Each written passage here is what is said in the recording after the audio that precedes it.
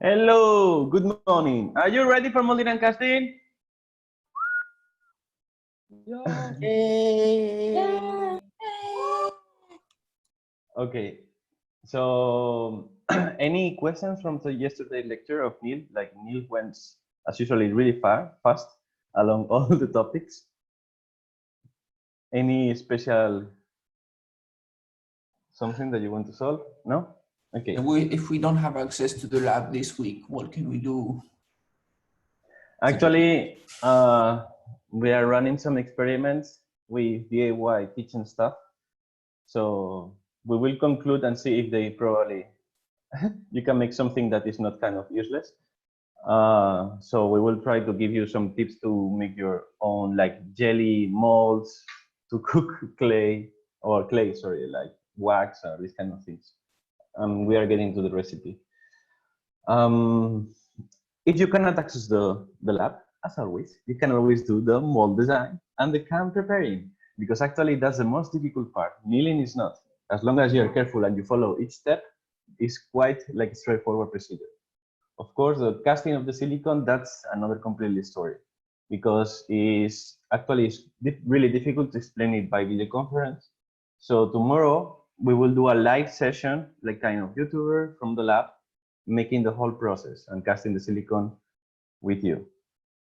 But even say that today we're gonna go from the lecture, theoretical one, materials, different techniques, and we will also learn how to do CAM with RhinoCam, Modela for Player, and mods, the three options. As always, you can request the password to the FabLab computer that you can access remotely through TeamViewer to actually use RhinoCam or Modela for Player that are installed. So you can actually do from home if you don't have RhinoCam or it doesn't work in your case, like Macs or Linux. Say that, molding and casting, as Neil stated, is one of the most interesting subjects of the academy, and it's really, really powerful, especially in the professional world, because it's actually how we make everything.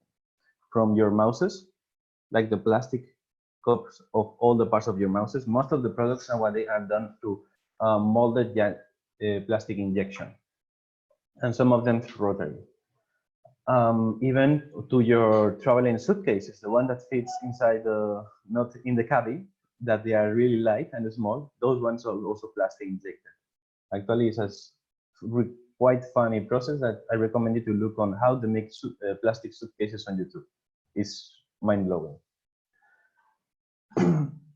Say that molding and casting is not only about making molds and casting. That's funny, but this lecture is especially focusing on actually how to 3D mill. Why we take this lecture and we mix it with molding and casting? Because usually for molding and casting, you want to produce high accuracy models with a lot of detail, intricated, that have three-dimensionality, and are not only 2.5D designs. They are 3D designs in the means that, for example, this one has a curved part. In the moment it has curved part, this is a 3D model. If this will have been stairs, we can consider a 2.5D model. Why we don't have a special lecture for 3D milling, let's say, or CNC machining 3D? Because one of the constraints of 3D milling is it takes awfully a lot of time. So actually with molding and casting, you want to learn by making small molds. And that fits perfectly the idea of learning how to 3D mill, because it also takes a lot of time. So the smaller the mold you produce, less time it will take to make it. For example, to give you an idea, 3D mill a little mouse like this in a piece of wax could take up to 2 to 3 hours in the roughing and finishing process. But why it takes so much? Because we are getting industry graded finishings. It means we have really high detailing.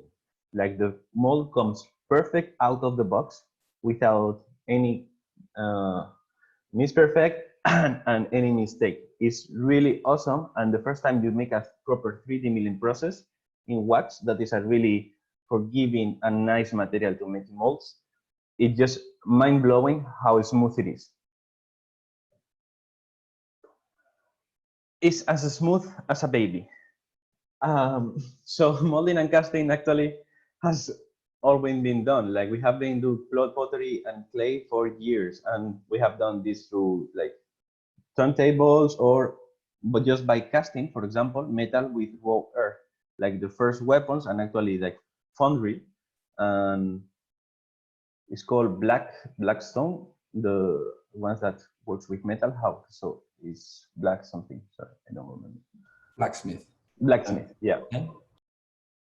Blacksmith actually they all use all the time molding and casting. What they do as a mold is not silicon because it cannot resist the material temperature of the metal. They do it with fine clay that or fine dust or fine sand that actually allows like really high fine detail. So in case of metal, they are called lost molds. Molding and casting is not just one procedure as 3D printed that you just produce your file, you produce the cam, and you print it. This one needs more work. The initial production time is up to 3-4 times longer than a 3D printing process or a 2D CNC cut or laser cut. I would say like 10 times more than laser cut process. But the good point is you can, once you have like half of the process done, you can start producing a small batch. And that means you can produce a lot of parts really, really fast. And the timing will depend mostly on your casting material. Some casting material have a work time of actually 3 minutes and they are completely hard in 5 minutes. Let's say if you have 2 molds, you can start producing around like more than 10 parts per hour, like 3-dimensional parts. Imagine the time that will take just to 3D print one. It will be more or less 1-2 hours to produce the same volume part. And not only that, the quality finish is incredibly good. The quality of the material, you can tune it. You can make the cast in all the materials, in most of the materials that you want. Last year, for example, some students even casted colofonia. Colofonia is a natural resin from the pine trees. And actually, they use it. They went to Laura, they took the colofonia from the pine trees, they melted down, and they make some molds, and they actually put all broken resistors that they found in the lab floor to have like kind of electro-colofonia pine tree mold. So how many molds you can make with your, how many casts you can make with a mold will depend mainly on the material that you use and the longevity for it. To give you an idea, we will use, in this case, we will mill pieces of wax like this one. So I'm going to show you. It's a slightly different type of wax. We'll explain it later. And we will cast silicone. We will have different types of silicone, and you can find different types of silicone. More resistant, easy to work, heat resistant. Like the silicone wall is huge. For example, in the industry, they usually do the molds for injection or for casting in steel or aluminum. Sometimes in titanium, if the material that they are casting is really, really strong. But casting in titanium is something that you usually don't find. The most standard molds are made of steel. So what's the real difference? Actually, the thermal properties and how easy it is to control the heat through the mold. And usually you want to make a small batch production around 10,000 objects, you use aluminum. But when you want to do 100,000 objects, you use steel because it doesn't degrade through time. As always, this is the classic slide in every presentation. Right now we are in the CAM subtractive because we are taking material out of the wax block, CNC machining, and in this case is 3D, 3-axis. In the assignment that you already did, the CAM, 2.5D CNC week, you were using a 2-axis machine with a particular way of controlling the third axis. You were doing step by step. In this case, the machine will move 3-dimensionally all the time, like a small bee hanging around your model. As always, the goal assignment until you can go to the lab is design your mold, produce the CAM, and save it. So actually, if you have it done and basically Giuseppe or me, we have time, we will cut your mold in the lab too. You remember this slide? Why I keep it here? Actually, remember from the CNC week and the laser cutted week, when you have a three-dimensional object and you want to translate into digital fabrication, you need to see how you approach it. In case that you want to use a laser, you need to know how to actually model your 3D shape, so it could be decomposed into a three-dimensional model or waffle, for example, so you can cut it. In this case, it's a straightforward translation, the same as a 3D printer. But it's straightforward in a way that you actually need to make, most of the times, a negative. It means you will model the opposite of what you want. And it's something that a lot of people makes mistakes on it. So let's state, for example, this is the object that you want. You see, it's not the same as the cast because we have a little tab. We'll explain what is this for. So in this case, we want a cube. If we want a hard, solid cube, a solid material cube, you cannot cast directly onto your mold, onto your object. Why? Because we cannot take away a hard part from a hard part. Well, if you are full Hogan, maybe you can, but you will break one of both.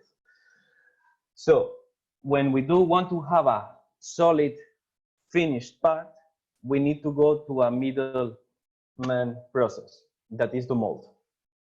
If you want to have a soft finished part, you can skip the middleman. So all your process will depend on what this final part will be, materially speaking. Will be hard, like soft, like silicone, like rubbery, flexible, or will be hard. If it's hard, we will need to go to the mold, that the mold is going to be the soft design. So if we want to have a hard part here, why we don't cut this as flexible? Why we have to put something in between? Have you tried to not move jelly when you put your spoon? So take a piece of jelly without moving the jelly. It's impossible. It's like shakers. So that happens at really high speed with all the rubbery and soft silicone materials. It's impossible to cut them properly. Let's say with enough accuracy. Actually, you are able to cut silicone, but that will be a really hard silicone. You will never get really good results. Like rubbery materials doesn't mill as well as hard materials. So we always want to avoid to actually mill silicones. So that's why we don't make the mold out of a big piece of silicone. Also, because silicones, you usually never find, like, let's say, stacks or blocks of that material. And at least on my point of view, I never seen a piece of silicone thicker than 1 centimeter. And how you can mill something in 1 centimeter is actually impossible, because silicone, when you buy in the industry, is usually a big composite material. So that means you have a component A, a component B, and you mix it, and you have a liquid mixture that you will pour somewhere, and it will harden, and you will get the silicone. It's the same as the silicone, really similar to the silicone that you use for like closing the holes in your shower so the water doesn't leak everywhere.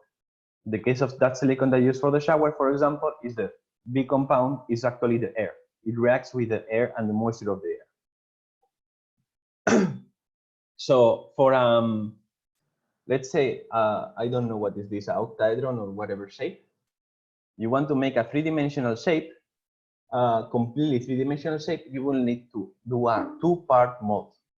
Why? Because in this case, it's called one part. We will leave one side of the mold open. So, for example, if you want to make, I don't know, a cube, a dome, for example, half a sphere has one side that is flat completely. What you can do is flip the mold and cast on the top, and actually by leaving one side up in the air, the material will already get flat. So actually that part could be casted as one side mold. What happened when we want to make something three-dimensional? I do question. Can you go to the previous one? Yes. Here is the object the 3D object, or like the final form of the cast? Is actually is the cast but modified. We will see. We will do a live example of it. Okay. Okay. Because you cannot cast a material by so. You will need a container and some piece to hold it, etc., etc. There are some constraints in the design. So that's the 3D model of. Yeah, is your casted part plus modifications, let's say. In case of 3D, what you will need to do is split your design in half. Let's say if I want to produce this mouse, I will need to cut it by half and have one side mold in one direction and the other side in the other direction. So if you cast them open in the air, wool will have a flat part in the middle that you can join them after and glue them. But let's say you want to have a continuity on the material. So what you do is you close the mold. And of course, you will need to make a little hole so you can pour the material in. It's like, it's not injection, but in case you use a syringe, it's injection. And actually, I would recommend to use a syringe to cast these kind of things. So you divide your model in half, you split it, you have your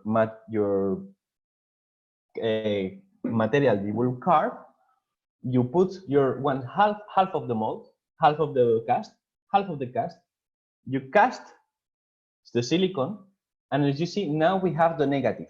This is called a positive, and this is a negative. When you have this negative, what you do is you stack one in the top of each other, like this. And you can see we have reconstruct the negative space where the material is going to be casted. You see this small hole. This small hole is quite important. It's actually the hole that you need to put the material inside. If not, this will be closed. It's impossible to put the material inside. There are a third type that is called a rotocasting that works slightly different, but we'll explain the difference later. But usually you always need a hole, for a bend hole and a pouring hole. So for example, let's go. This is a one-side mold. I just want to produce this trophy. This trophy is going to be laying down in the table, so it's going to be flat. So I can just mill this piece of wax. You see, actually, Laura, it happens the same problem as you. You always want to have thick walls around. So when you take your model out, it doesn't break. That happens also with wax. So we will cast a silicone negative, and in here we will just pour the positive material. So actually we can take out. This is the simplest mold that you can do. Let's say if you make this twice, just with the same piece of mold, and you produce 2 molds of silicone, what you can do? Actually, you can already build a 3-dimensional part. What happened? It will be exactly the same in one side and the other side. It's asymmetrical. If you want to have them different, you will need to actually mill 2 different models that they match one to each other. Actually, if you just have silicone, something that most of the labs does, and we usually push for it, is actually you buy food grade silicone, because you can cast ice, you can cast any kind of material. Last year, Yes, you know Yes, all Yes, no? Actually, last year, Yes made his own vegan Kit Kat because he likes Kit Kat, but he's not vegan. So he actually make the mold of a fab cat and produce it. I'm sorry, in the previous example, you cannot use the same mold as the silicone one for both sides because you need this pipe for the injection, no? Really good, actually, Zoe. Yeah, you are completely true. Bravo. Thank you. It's missing actually the hole. One way to solve it would be actually that if you didn't include the design, just silicone. So take a cutter knife and make the hole manually. Of course, you will have this part like wrongly casted, but it will work. I have a question. You cannot smoke in the basement. Armand, tell me. I have a question. Is it matter that we're gonna do like an injection mold or like a press mold or vacuum mold? Like, is it like the technique that you're using is not gonna affect how we're gonna make the mold itself? Actually, most of the times you never vacuum with your mold. You vacuum your material. We'll see what's that. In some cases, you want to pressurize your mold, but not vacuum it. If you want to inject, it's really similar actually to the casted with just the budding hole. The difference is you will need to design an attachment to the injection part. But most of the times the mold design doesn't have that much differences. It's mostly designed on the thickness of the walls, etc. If you want to make pressure, you will need to design thicker walls, etc. So for all ways that you want to have a positive, negative, a positive that is hard, you will start with a hard positive with your mold. You produce a negative that is soft, and you produce finally a hard part. If you just want to produce this, let's say the bulb in silicon, soft silicon, what you will do is actually mill this out of wax. You mill the negative. So this is one step procedure. So it's always positive, negative, positive, or negative, positive. But you always finish in a positive. So what the typical applications, actually, I don't know, when you were young, maybe some of you already still have, like the prosthetics for your teeth, like the wraps that are transparent. Actually, they are done through this process. Now it's slightly changing because they are starting to introduce like SLA printers and SLS printers also into the process. But I'm pretty sure you have gone to the dentist and they have put soft pink silicone into your mouth that wants to make you like throw up everything, and you have to keep it there for 5 minutes. Actually, that's a mold for your teeth that will produce the positive out of a plaster. So actually, they can see how they will make and help to eat you better and have better and more beautiful teeth. Also, as a good design for prototyping, because you can get really like industry grade results with not like a $100,000 injection molding plastic train line. You can make the same process and check the sizes and comparisons, because when we talk about molding, the tolerances are almost the same. It doesn't matter if you're using a $300 CNC mill than a $100,000 CNC mill. The only difference will be on the material that you are carving. For this, we will use wax casting. Actually, the wax that we are using is not just wax. Also, it's done to making some really complicated and intricate designs. For example, I don't know, I'm going to show you 2 YouTube videos. I think I already showed you one of them. Is a metal CNC helmet cut. I think I already showed you, no? This one.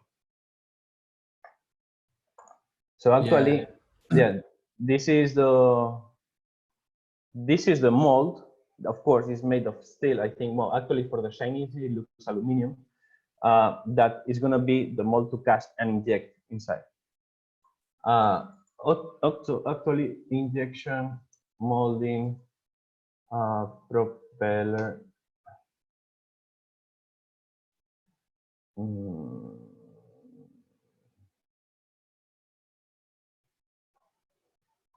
Okay, so most of the objects right now are done with what is called injection molding trains. Machining train is called, but let's take away the machining train. That there's really huge machines that basically they take plastic pellets. They have a super big hot screw that pushes the material, and you have the casting part. In the casting part, what is happening is you have a 2-side mold, and you have some vents for putting the material in. And this is a pneumatic press that actually presses this mold against each other, and you start injecting the plastic. How this is finished? This is automatized, and what it does is actually this pneumatic press splits the mold, and you have some small actuators that throws and pops out, actually your mold out. I don't know if we will find a small video here, Yeah. So this is a standard plastic injection part. And you have the two parts of the mold, one and the other one. You see these small tips that they come out is actually to take out your plastic part and inject it. So you have like the melting train that is the same as a pellet extruder, like really similar to the one that Mikel has done in the lab, but industry grade. That basically takes the material, starts pushing it. The design is slightly more complex, melts the hot plastic, and you have a small pouring hole to your mold. You see these pipes? This is water cooled actually. So the plastic gets inside, fills the material. When this is finished, it cools down fast or tries to cool as fast as possible. In the moment it's done the cooling, the model pops out and is attached, and you have the sticks that put them outside. And they basically have a big box in the bottom just to hold all the parts. This I recommend. It's funny to see a lot of videos of this, like live trains of this, because actually the machines are like they can produce like more than 30 pipes per second, per minute. Sorry, it depends on the volume size, because mostly this will depend on the time that the mold takes to cool down. So it doesn't have like super big volume of material. It's super fast to do it. Is it the same for metals? Metal casting, no, it's different. Metal casting really depends on what you are doing, but you use lost sand models most of the time for small productions, and depends also on the material you are casting. For example, titanium you need always a mold that is like with higher resistant temperature. Actually, titanium I think is 2,400 degrees. I'm not completely sure, but it's more complex. For metals, to give you an idea, the traditional approach, unless you are in like super big forgery industries, metal, aluminum, lost sand casting. Yeah. Okay. Funny guy. So you fill up a box with sand, and actually bells design, like the charts from the bells, they are done like this in a super big scale. So we fill it up with a little fine sand. The process on how to make your material, oh, sorry, I skip. So you put like on a stick agent, you put your material, and you see these holes are the pouring holes. One is the pouring, and the one is the bend hole. The mold that you have inside, usually you consider as lost, because the material, the metal will melt your positive. So usually use for this wax or like plastic. Actually, 3D printed parts are usually used in this process. The bad point, let's say, is the quality. The quality, you will still see all the lines of the 3D printed part because it was making the space inside the sand. So you make it like this, you remove the cup. Right now, actually, he doesn't have a shape. So actually, he's making the shape manually. It's carving. Why it's not? Yeah. In this case, he doesn't have a lost mold, lost positive. He just makes the hole empty, but having a lost part inside is quite common. In large scale, it's easier to produce. You make your small forge that is quite common actually to see in DIY process to use fire extinguishers cut by half because there is a lot of pressure and heat. You melt it, and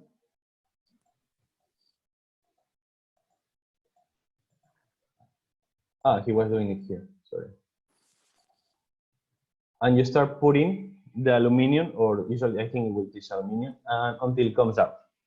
You let it cool down, and you need to dig in the material and break the sand so you actually can take your mold out. So even the wax or the plastic inside is going to melt and come out. It's gonna melt and come out. Yeah. Actually, this is kind of I like this video because it's quite interesting, but it's like metal casting ant colony. Some guys actually start putting hot metal into a big ant colony, and not just after start digging into the earth. And it's quite interesting because you can actually see, not this. How to kill an entire civilization. Exactly. So actually they dig out everything and you can get the mold of the ant colony. This theoretically, and the first guys that start doing this, they did with big ant colonies from the Amazon to actually study how the colony was designed, like scientific procedures. After you have some lot of just rednecks doing this for having nice sculptures at home.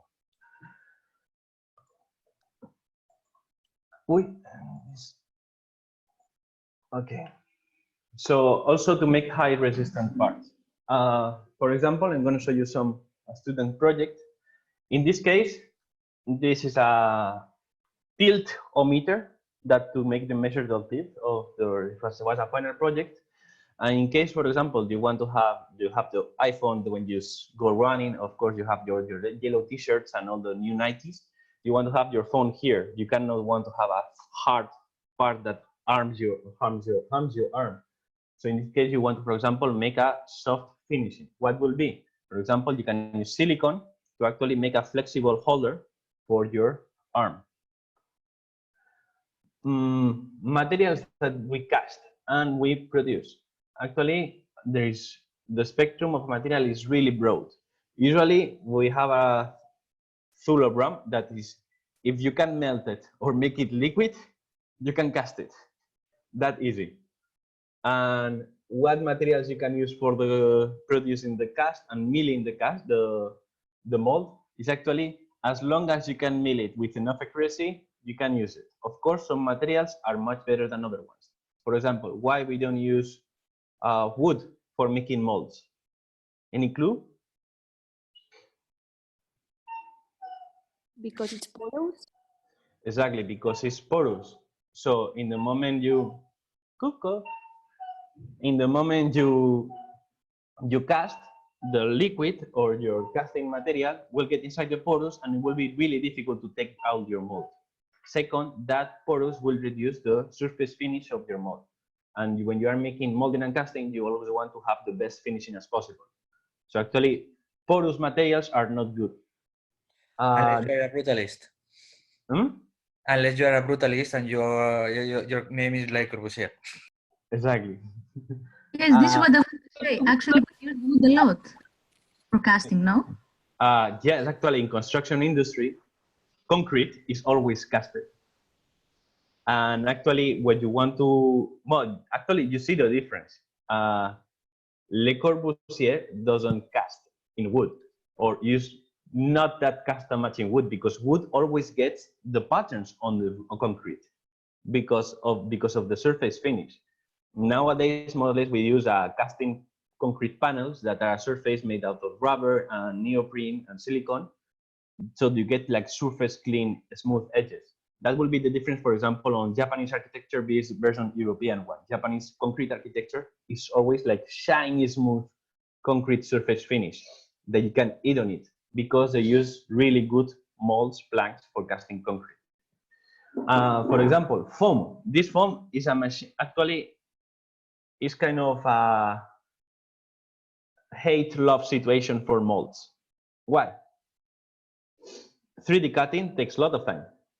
Okay, how we can reduce the cutting time? By reducing resolution, that we don't want it, or by decreasing the cutting times. How we decrease the cutting times? By cutting a softer material. Foam is one of the softest materials you can cut properly. What happened? It's a really porous material. So it has both worlds. At the same time, we can produce really big parts, but and cut really big molds, but we cannot cast properly. So what you do when you produce a mold out of foam that is super cheap, is what you do is you apply a covering layer of material, like a closed porous silicone that closes all the pores. So these molds, when you use this kind of foam for making molds, you always need to put a whole sealant. That is a material that is kind of gluey. It kind of really looks actually to the wood glue. Actually, using wood glue for it is a really cheap solution. So it allows you to cast this material properly. Actually, you will see a lot more. Maybe you have seen, but this is something that a lot of students from the masters, the other building masters, does a lot because it's super cheap, and they always have a lot of trouble to take out their molds because they never put the sealing agent to the material, and their molds always get stuck. So unless you put the sealing agent to the material, I will never recommend it. Plaster, really common, and dry stones like liquidy clays are usually really good to making molds as final casted part. We have machinable wax. I think this next slide. Okay, machinable wax, as this little piece of material, is wax mixed with HDP and LDP. Depends on the type of wax. What is HDP? Any of you remember? HDP and yeah. High density something. Propane. High density polypropylene, that actually is the material that makes the water pipes of the cities. Maybe you have seen in like construction on the street. They are like kind of bluey or green color. Yeah, HDP, exactly. High density polyethylene. And actually is a really shear resistant and not break, the material is really flexible. LDP will be the low density equivalent. And actually it was the material that, until like the plastic bag was forbidden, is the material that you use to do the plastic bags.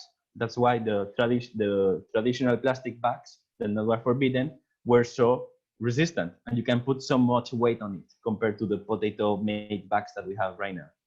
And I say potato bags because they're actually made of potato. So actually this is a piece of wax melted with LDPE, and they have really melting temperatures. I think HDPE melts at around like 230 something, and LDPE melts around 130.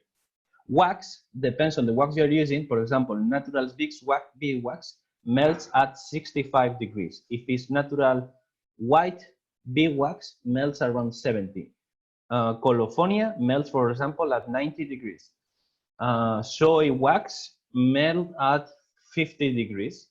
And I'm missing one more. I don't remember which one I'm missing. But okay, usually wax melts around 70. What happened when we cut three-dimensional with an end mill? What is what we produce? Heat.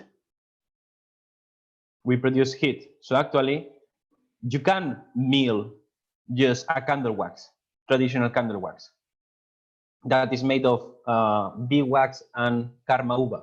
Karma uva wax, that is a high resistant wax. The candles are usually made of wax, normal beeswax, and karma uva, that is a hardener.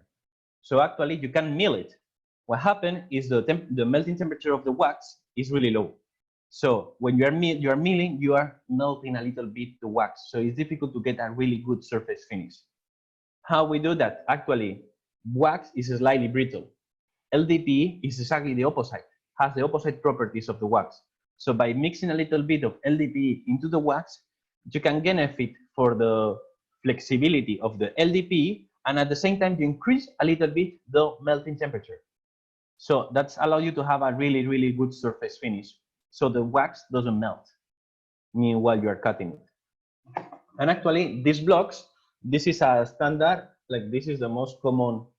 You will see this in like jewelry shops and jewelry producers, like dental. Everybody uses this. It's kind of standard worldwide. I have not found any country that they don't have this one. This is made of, actually I'm going to read you.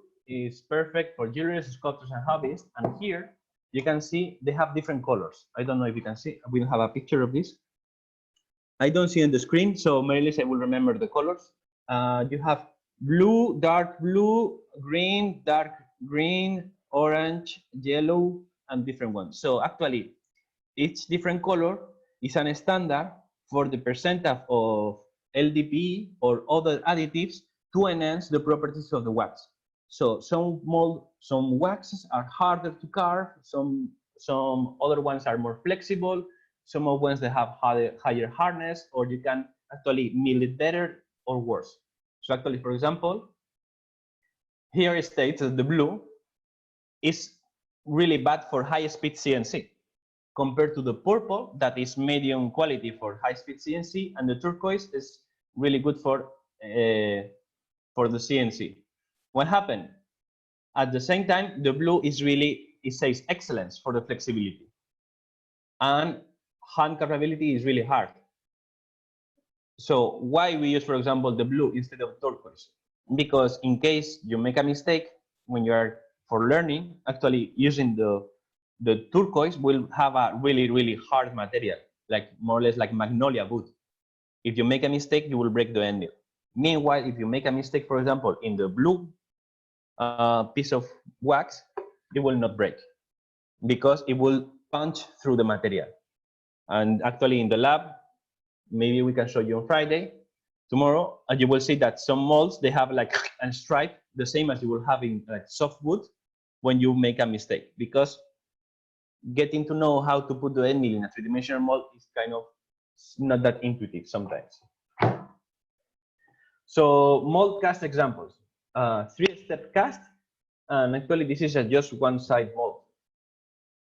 Hard material mold. For example, when you want to produce, I know, sorry, the quality of the picture is one student, really not good documentation. You have something that is called chemical wood. Chemical wood is actually something really, really, really used for making molds.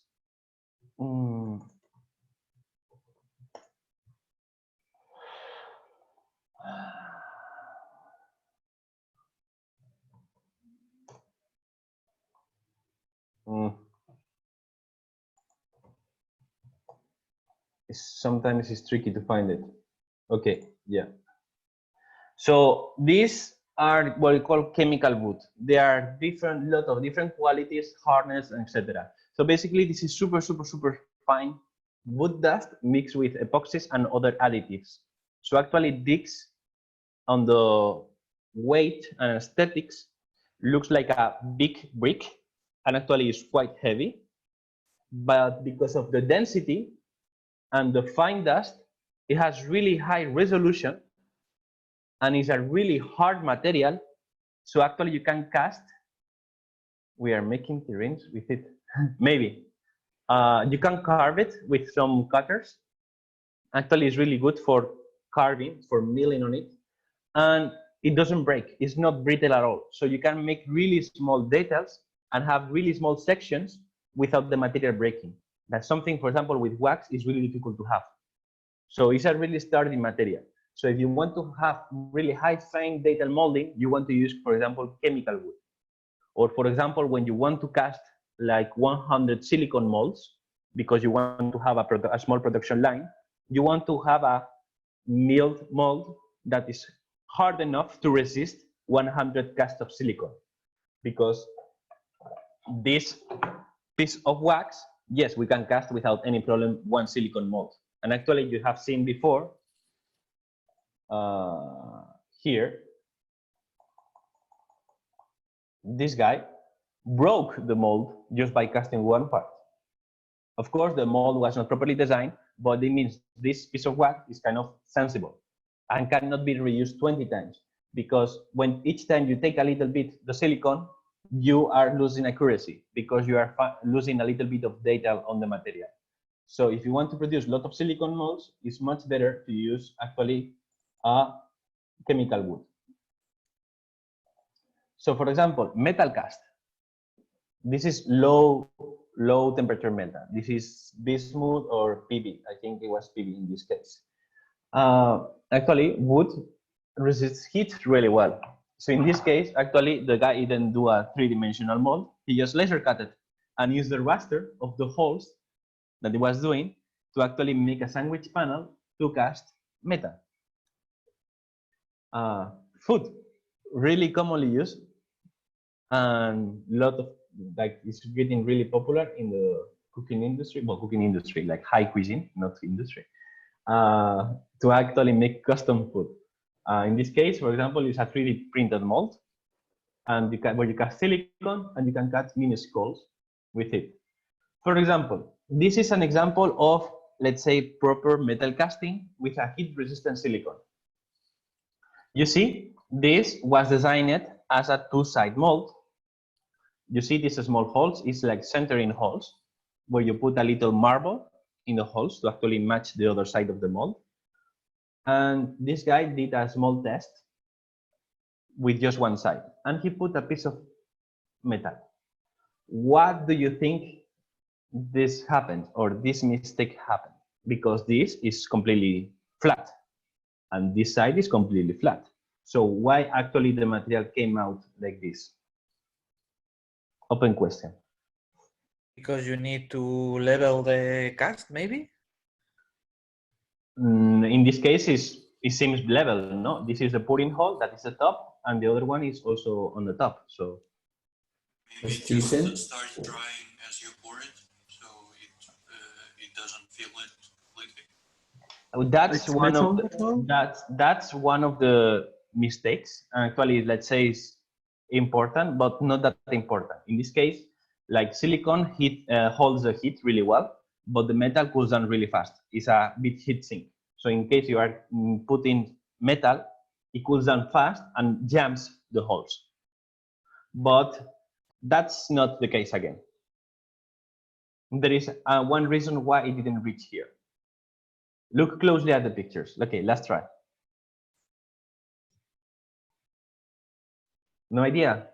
Okay, you see that it's holding the material with clamps, no? So actually, this is silicone. And this part is in the air because you need to fill it with material. So if you clamp your mold, you are basically pressing this against the metal. So it's impossible to cast. So in case you want to hold your two-side mold, you always need to use for example, if this was the mold, you always need to use a piece of material that is hard, so your clamp weight is distributed along all the surface, and you don't bend your silicone. It's really, really, really, really important.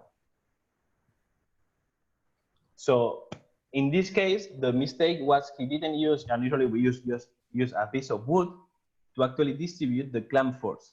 If not, you will lose all the accuracy of your mold, because silicone actually is like, has a really, really, really low hardness.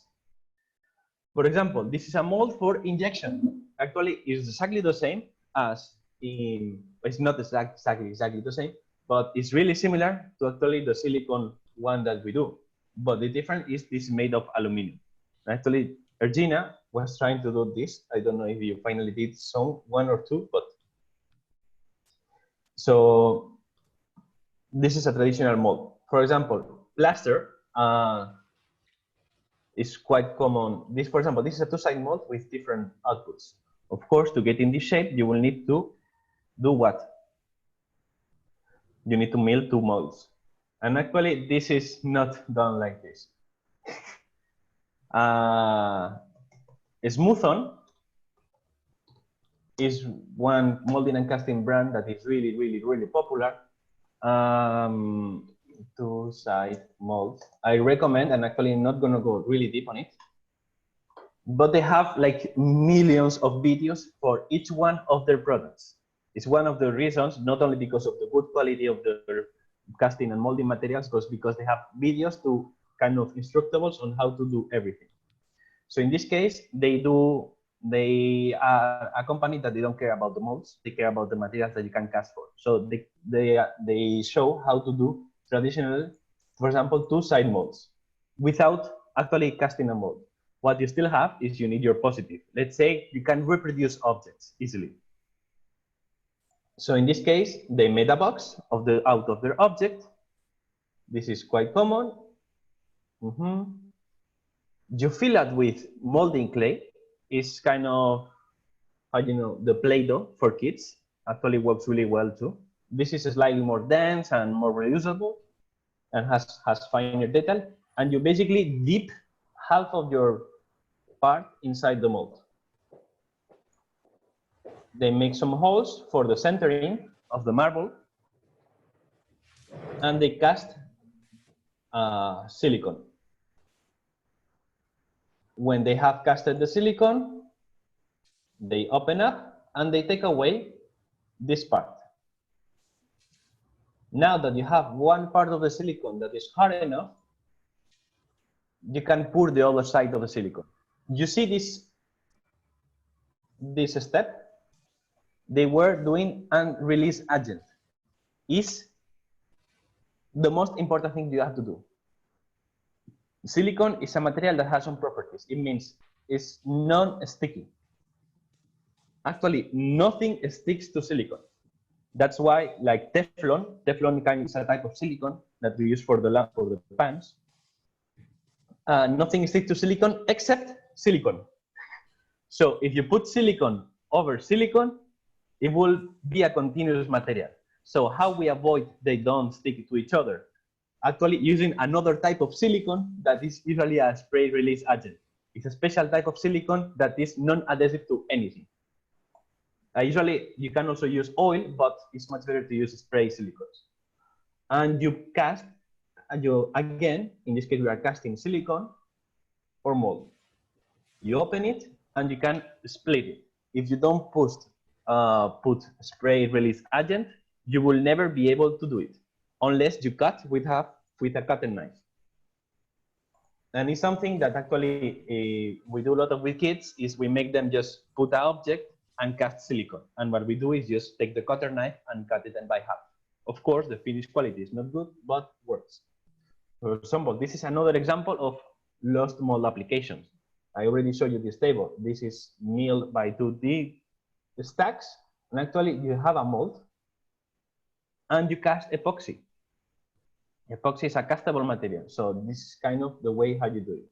If you're interested and you like this kind of thing, just look for like epoxy wood in Instagram. And there's a lot of companies that does this with beautiful results. Design concerns. Actually, the biggest concern is, for example, this is a bad mold. We have not walls thickness around this object. So actually, this is something that you want to avoid. You always need to design your object. For example, Zoe was asking before. No, it was, no, I don't know, it was Zoe.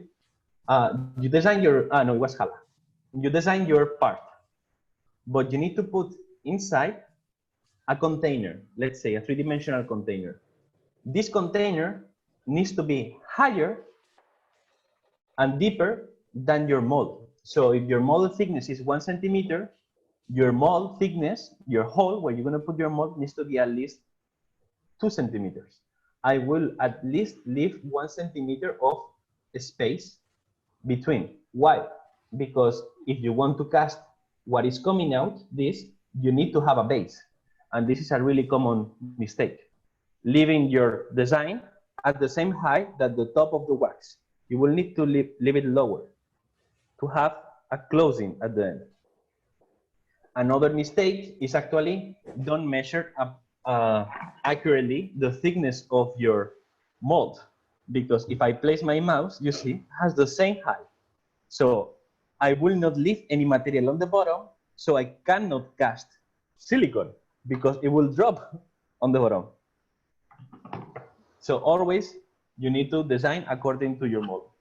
These blocks save the dimensions. I'm going to actually type them again. Is actually 146 by 88 by 36. It's on the chat for your camp designs. So this is a standard half-pound block, or I think it's 1 pound. I think this is 1 pound. 1 pound block of wax. So what happens, most of the time this isn't standard. You can find double size, but it's difficult to find bigger than this. So what you do is this could be easily melted. And actually, it's something that we do every time in the lab. Why? These blocks are reusable. The wax has really got good quality, and the LDP improves that quality and reusability. So when we mill wax, these peaks, for example, cost, I think, Santi, is 18 euros in Spain, 20 euros? It's around 20 euros. Yeah, more or less. It depends on the Vendor, color no? of the wax, but it's more or less like this. So it's 20 euros. But the good point is if you keep the dust, the chips that produce out of the material, you can melt them again. And just you can use a normal like cooking pan to do it. So every year we clean the machines before you do the molding and casting, and we collect all the dust produced. And we melt again to produce new molds. So actually we use just a cooking pan, and we have some molds. In this case, I don't know this material is, but we usually use acrylic to cast. Let's say it's plywood. I mean, I did several mistakes in this. You can use it as an example of what not to do. So you can, don't try to cover me. Actually, on Tuesday, we were in the lab because Josep was making new pieces of wax. We have a silicone mold to actually, so we can cast the wax again. And as we don't have time to, and we don't want to waste the material, we make the acrylic, because acrylic has a really smooth finish and doesn't stick well to wax. So actually, you cast and melt the wax again. And this is not how you should pour the material. We will explain why. But basically, you can melt again and again and again and again and again the wax. And the good point is each time you only need to introduce 20% of new wax. Let's say not recycled wax, because you will need to introduce a little bit so the material properties doesn't get reduced along the mixtures. But with this, actually, on Tuesday, I think we produced 6 new pieces of wax. So it's a material that has a slightly higher price, but could be reused a lot. Breathing and pouring conducts. Let me see this slide. Okay.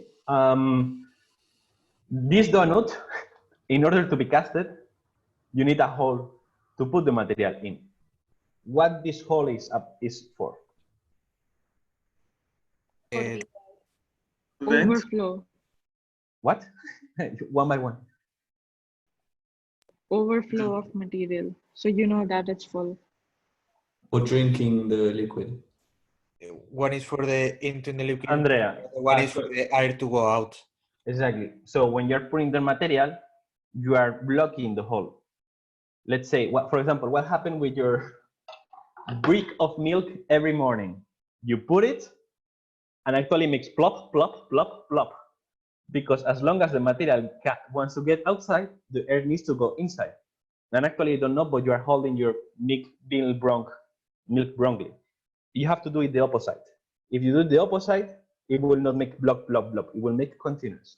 Always put the top hole, blob, blob, blob, on the top.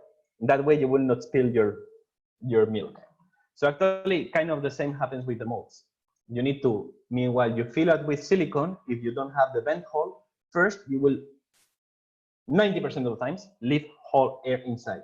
You need a space where the air can go out easily.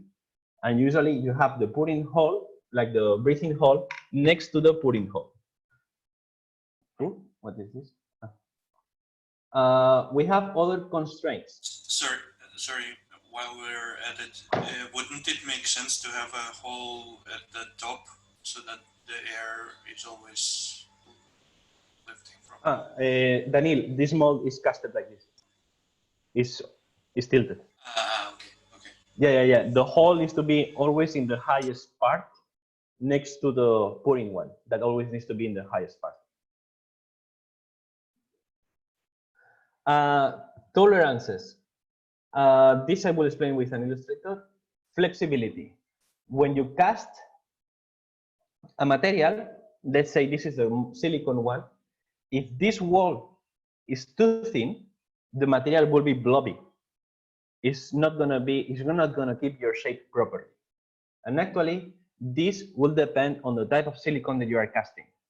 Silicons, let me, where is the, molding and cast chemical wood, smooth on, fast 16. Let's go for this one. Yes. Okay, silicons have something that is called short hardness. That is this number. Short hardness is the flexibility, the value of flexibility of silicons and urethane rubbers. So to give you an idea, 16A is a kind of almost, quite soft silicon. You see how easily it bends here? So actually, lower the shore, thicker your walls needs to be. Because if the material is really soft, it's going to be blobby. But if it's hard, you can make it thinner. So actually, though, your wall thickness will depend on the type of silicon that you're casting. To give you an idea, in the lab, we usually use silicons between 15 to 30. And that kind of is more or less the standard. Standard, like they say, the standard industrial silicon that you buy everywhere, like in tons, is around 25, 30 hardness. So for that, you always leave around like at least half centimeter. I always recommend to leave 1 centimeter around your object, so you get proper molds. But this will also depend on how tall is the wall. If it's really tall, you will need to make it thicker, so it's more resistant. The same as a building. You cannot have a really, really thin building because it just falls down. So it happens the same with the silicon. So to give you an idea, soft silicons, for example, the ones that you buy in layers in survey, or like the ones that you are using for cutting mats. The cutting mats actually of the soldering stations, you know, the gray cutting mats, this is silicon. Why we use it? Because it's really, really high resistant. The flexibility of that silicon is around 510. That's why it's so blah, blah, blah. On the other hand, for example, maybe you have tried some, actually I'm going to show you.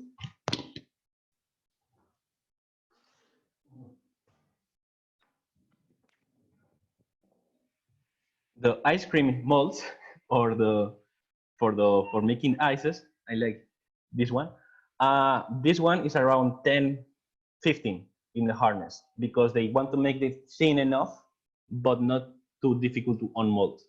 So more the hardness, more difficult is going to be to take out your mold, because you cannot take it out.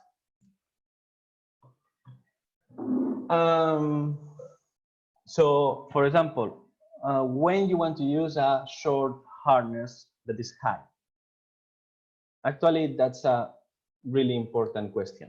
Is you usually never want to, unless you want to make your mold last longer, or you are using that it needs heat to be casted, because heat, even if it doesn't melt silicon, it makes it a little bit more rubberish and more flimsy.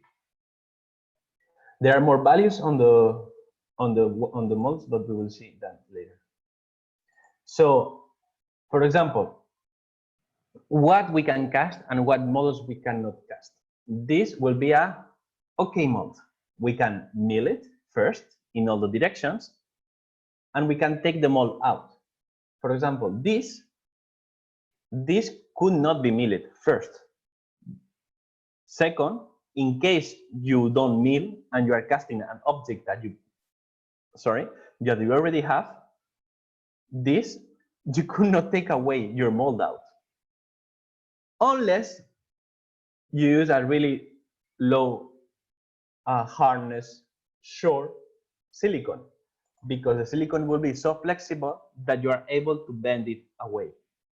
And actually, for example, 5 and 10 short hardness, you can flip the molds over, completely reverse them, so you can clean them. So for like this dirty mold casting, you usually want to have a really low flexibility, really high flexibility mold. Exactly.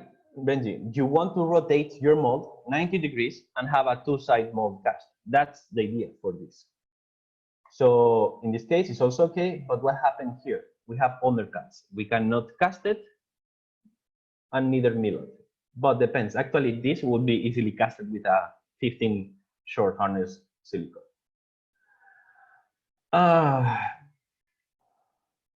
This is more or less the same.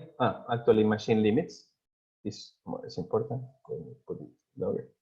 So, for example, this is a piece of wax. You always want to have thick walls on the wax because it's brittle, unless you don't want to recycle your wax. Like they say, you want to break your wax to take it out. But this will have to be at least half centimeter. The base, I always recommend at least 1 centimeter. If not, you're probably gonna break it while you're taking it. For example, what is the limit of the sections of your can cast? Actually, this will depend on your end mill. Why?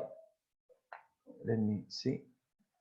So how deep we can make the wall will depend on the mill and the diameter of the mill. Yesterday, Neil mentioned that you can have really thin and long end mills. What happened though with those ones? They are really easy to break. So actually you will need to cut even lower, at slower speed. So actually they sell end mills of 150 millimeters of 1 and 2 millimeters, but they are basically a nail. It's super easy to break them. And actually, I can go later in the break, I can go and find them. I have a few of them. They are really nice because you can make really thin sections, but it's difficult. So always, for designing, we will recommend you to start with a 3 and 2 millimeter end mill that are not really long. So try not to make sections, not only because it's difficult to mill on the wax, second, because it's really easy to trap a bubble meanwhile you are casting not the silicone, because the silicone, you see, it has a big blob around here. But with your final section, it's really easy to trap a small bubble in this section. How do you avoid this? Actually, before, I think it was Herman was asking, do you pressure or degas your mold? Actually, for avoiding bubbles in this in-section molding, you want to pressurize it. You never want to degas because this has other problems. Another option is use a vibration table. And actually, it's a small platform that what it does is vibrate, hold your mold, and vibrate it really, really fast. This is something that actually can just be done with a normal DC motor and a weight out of balance. And it's something that I don't know, but no students do it. And it's just as easy as take a piece of a motor, wrap it with tape, and make it vibrate. So let's go a little bit more. Centering.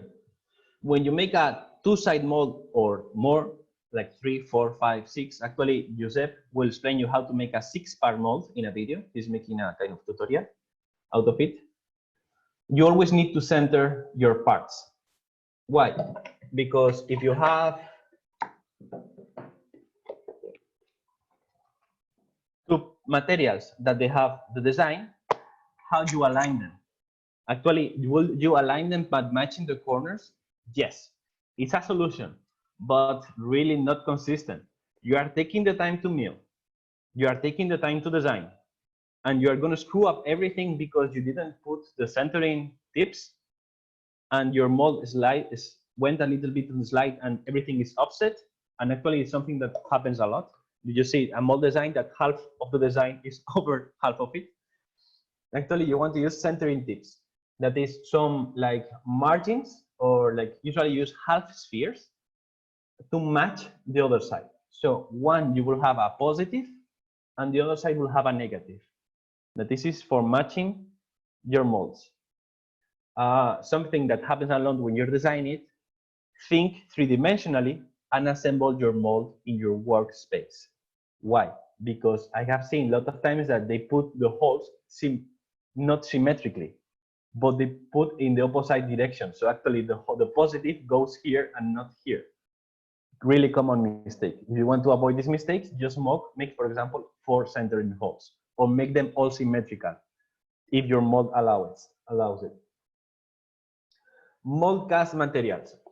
First, I think was quite clear what Neil said yesterday, but as you know, someone in the lab staff has really high allergy because he didn't use safety protocols or he doesn't use safe materials. And actually last year, and this is not something that happens because of misbehaving, but also because of like allergies. Last year, for example, we have one guy that was allergic to, it was polyurethanes, something? I think it was polyurethanes, no? So, for example, if we just open the box of polyurethane in the same room that this guy, will go automatically to the hospital. So always when you use chemicals, it's really, really important to go for the material safety data sheet. Not only because you can get, let's say, an allergy that puts a little bit pink in your skin, but you can get severe permanent brain damage in case you use it wrongly. For example, that's something that like drives me nuts, but I have seen people using, for example, polyester. Polyester is a super toxic material in the lab, in a closed room, without ventilation, without carbon filtering mask. Like that guy has lost half of his neurons, literally. He didn't have too many because he was using the material like that, so it was not a big loss. So you always want to use and check the material safety data sheet, MSDS. All the vendors provide you, it's mandatory by law to use the MSDS, at least in Europe. That's it. So if your provider doesn't give you a material safety data sheet, just don't use it. Like that means that this vendor doesn't care at all of what the hell he's selling and what is happening with his material. There are different types of materials, but usually use, for example, most of them they contain alginate. Alginate is a material that some people is allergic and some people is not. So it's really easy to cast. Silicones contain alginate because helps to cast. Let's go, for example, to MSDS. For example, here we have the smooth-on, we have the packing size the cell, the material calculator, technical bulletin, and somewhere around, yeah, material safety data sheet. Let's open it. Material safety data sheets are sometimes really complex to understand. Especially smooth-on is more or less easy. So they specify like the seller providers, how to contact, emergency contact. For example, it says hard identification. It says this is not especially hard. Of course, if you eat it, this will happen, like something misbehaving uses. No ingredients, hard according to regulation. Inhalation, for example, remove source contamination or move victim to fresh air if victim has stopped. So medical procedures, usually on the use of this material. Skin contact, watch it. What else? Fighting measures. This is quite important actually. Firefighting measures. Some materials, if you put water, actually it gets much worse. Really much worse. Happened to me. Can't believe it. Gets really, really bad. So it's important to know how to actually you have to extinguish everything. In case of doubt, just put sand. Most of the time it works for 99% of the materials. Okay, mechanical handling storage, how you can store it, and usually sand in the lab to extinguish stuff. Yes, we have special extinguishers. Like they have the traditional, the BC type, and I think there's also a E and A type. A type is usually for chemicals and E for electrical fires, like high electrical fires. Exposure, for example, when risk assessment shows to refine propane, use OSA respire regulator. So for example, this says that if you're going to use it for a long time, even if this material is not hazardous, you use OSHA respiratory regulations. That is the kind of painting traditional masks.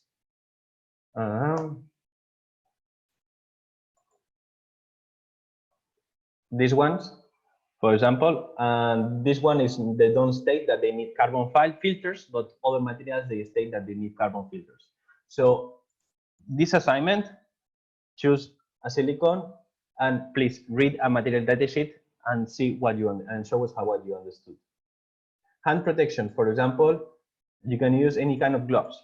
The important, because gloves usually they are made of nitrile, latex, or I think some of them of neoprene. I'm not sure. So some materials could not be used with some type of gloves because they will melt with your gloves, and you don't want the silicone melting in your hand to your glove protection.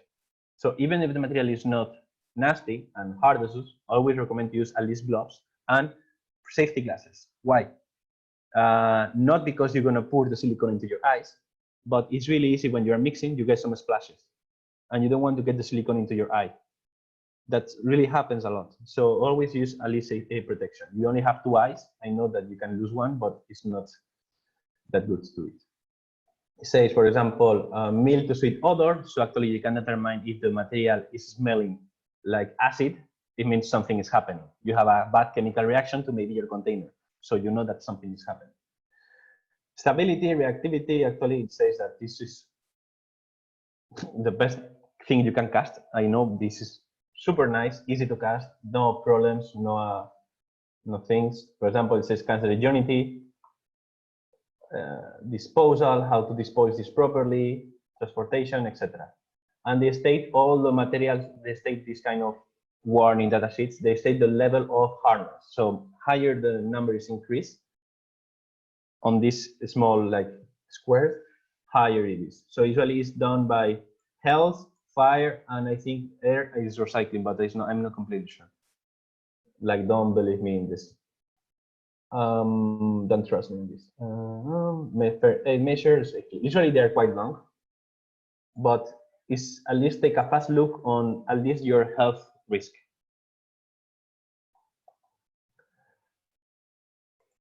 So machining the mold. So for machining, we stated before, you have learned how to do 2.5D and 2D cuts, no? The left one will be a 2.5D cut. You are cutting one layer, and after another layer, and after another layer, another layer, like stairs. So this is what we call in three-dimensional cutting, roughing. It's a rough cut. We cut a lot and fast. And actually, with a rough cut, you never cut your shape. I will explain with a drawing. Second, you can do a semi-rough cut. This is usually avoided. This is only if you want to get the best quality. But you do a rough cut with a flat end mill, and you change the end mill to a round one. And with the round one, you cut out the excess of leftover material that the flat end mill has left, the super excess. So this is okay. Let's go on to the design explanation. And as you always complain of my drawings, I'm going to use Illustrator. So we have the flat type of end mills, no? When you get into material, you will get a sharp square. You will have the ball nose or round end mill. You have to be slightly careful because, no, I'm sorry, I'm not Oscar, I don't know how to make straight lines. Sometimes the round and ball nose is always ball, it means round, but the round ones sometimes are not that round. And this is something that you need to check on your end mill provider. Sometimes they are elliptical. I never get to use one of these because I never find a situation when you want one of these, but they can get this shape. So always when you look for an end mill that is ball, check that the what value? The super small. R value. What is the R value? Actually, is the radius. Super thin. Super thin.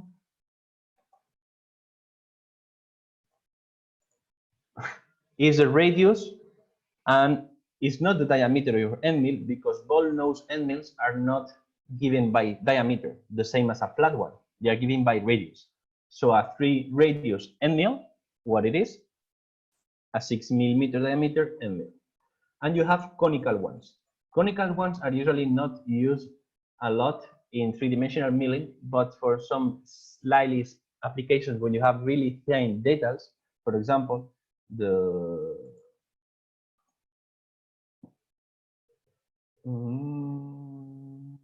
this here, these details, you might not have a end mill that is thin enough for this.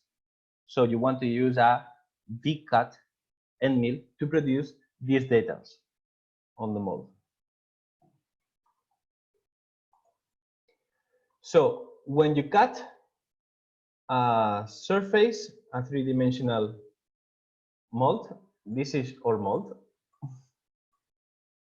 you will have a lot of material. Yes? Sorry, do the pointy end mills are measured by angle or? Yeah, I'm sorry. Yes, they are measured by angle. And depends a lot on the provider. Also, this they say the whole angle or like the angle on this direction. It's quite annoying actually. Most of times they don't measure this angle. Oops. Ooh, why the color picker is here? They don't measure this angle, but what they do is measure this one.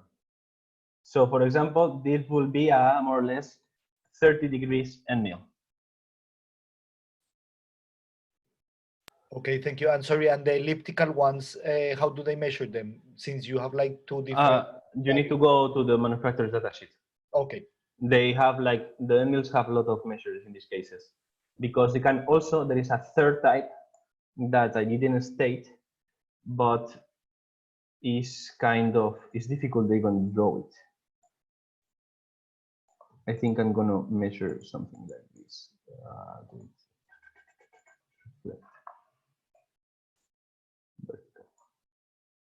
Okay, thank you for making.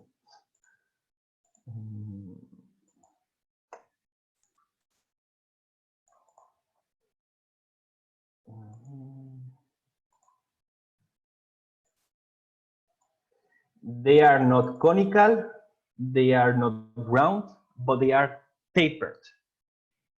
And this is really custom. And actually, this is really easy to find in AliExpress and this kind of providers, because with this you can get really long and thin end mills on the tip, but they are hard enough and resistant. So this is called a tapered end mill, and it's not that common to use because it's difficult to control if it's going to hit on the wall or so, unless you know exactly what you're doing. So when we have a mold with the end mill, we're going to be cutting the first layer, and after we're going to cut the second layer, the rough cut, and the third layer, and the fourth layer, fifth layer, sixth layer, and seventh layer, until we cut all the rough cut. This is our mold. Why this is not like this?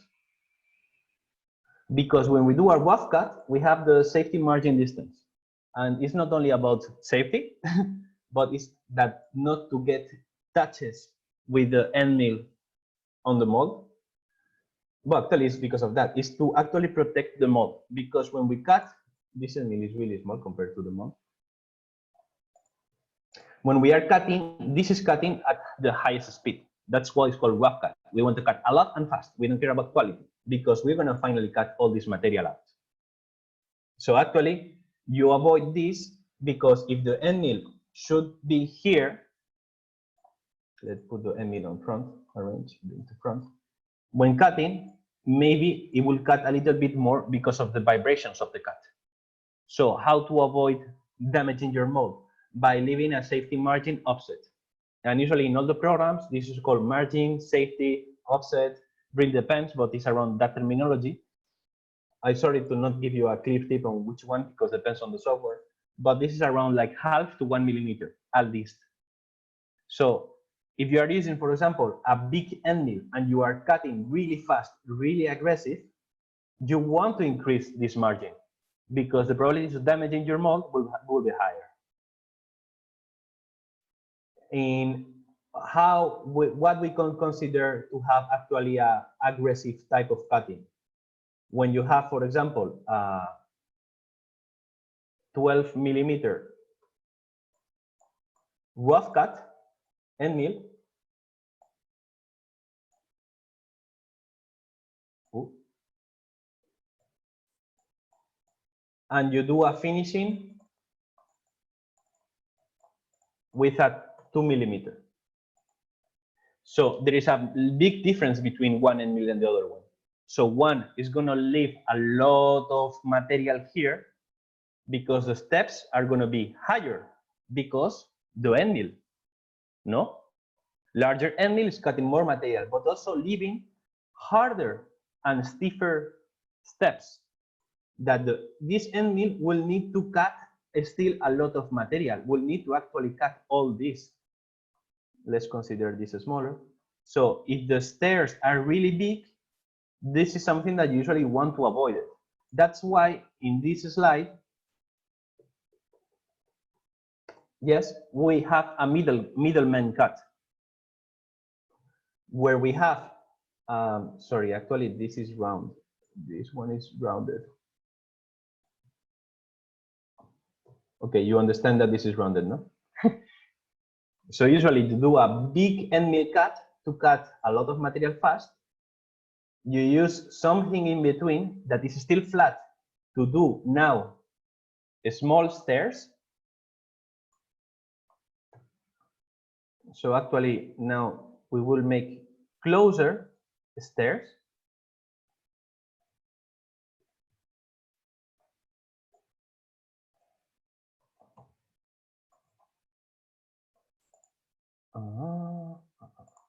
We will make, okay, super nice stairs, not even with Illustrator, I'm able to do straight lines.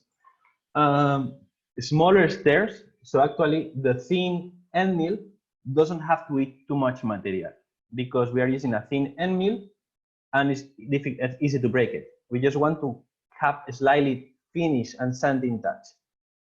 So you want to have a middleman that is a medium-sized end mill. So if this is 12, I will use more or less a 4 millimeter or 5 millimeter end mill, and finally use a 2 millimeter end mill. Can you use like the giant end mill, just tell it to go slowly so the machine doesn't like wobble everywhere? So you don't have to change every 2 seconds. No, also but still, if you are not going fast, the steps that you are making are big. But if it's moving 2D and 3D, it wouldn't be straight anyway, so it doesn't have to do. Okay, let's say we are cut slower, and we still like leave 0.5 millimeter. This is the minimum you have to do. This end mill will fit here, and the next approach that we can do, actually, if you withdraw properly the what is the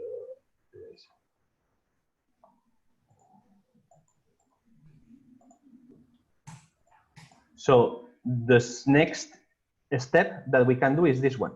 This is still a lot of material for this end mill. You understand? It will need to cut a lot of material. So bigger the end mill, you are leaving bigger steps. Either you cut fast or not. That means if it's moving like sideways, how big is, like, if it's moving in 3D, can it move like diagonal, so it doesn't have to do this, but it does this? Okay, if you move in 3D, it means you cut like this, making small moves, no? Yeah.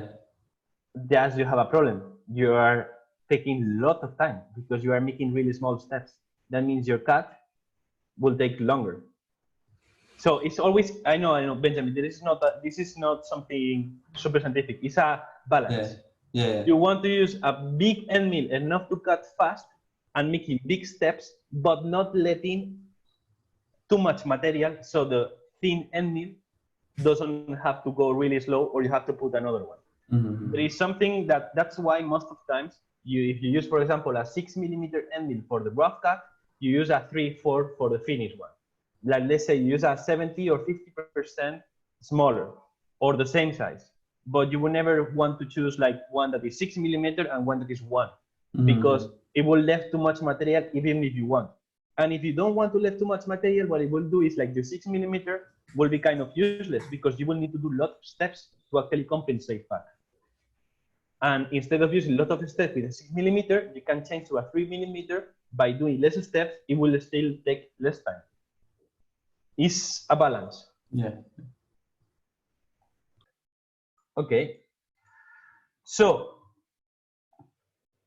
talking about the collisions, you remember there is a value that is called z-joint height, but let's first go with this one. Why this? Like this.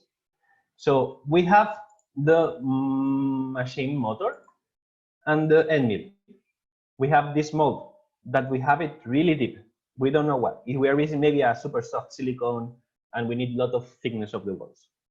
So, okay, this machine will start cutting. And the cutting part, that is something happens a lot with the thin end mills, we have a chamfer because the collet is thicker than the cutting part. You don't always have straight end mills, especially with small, fine daters. So here you have a problem. What is happening? The end mill is going to be able to cut until this height. And the machine doesn't know this. And you will have what is called a collision because the non-cutting part of the end mill, the shaft, will collide with the sidewall. And this is something that happens a lot. And actually it's something that also can happen between your own design. So how to solve this? We chamfer the design. Yes, your mold will look like a pyramid on the not used part. But with this, you can avoid making collisions, not only in the chamfer of the end mill, but also in the collet. That is something that happens a lot.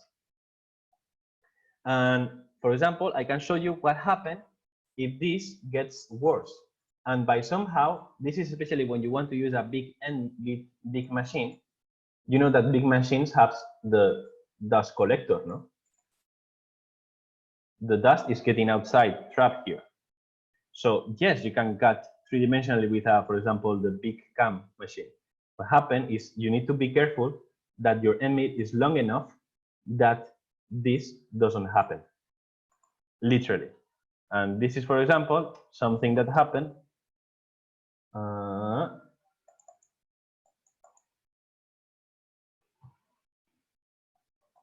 What happened?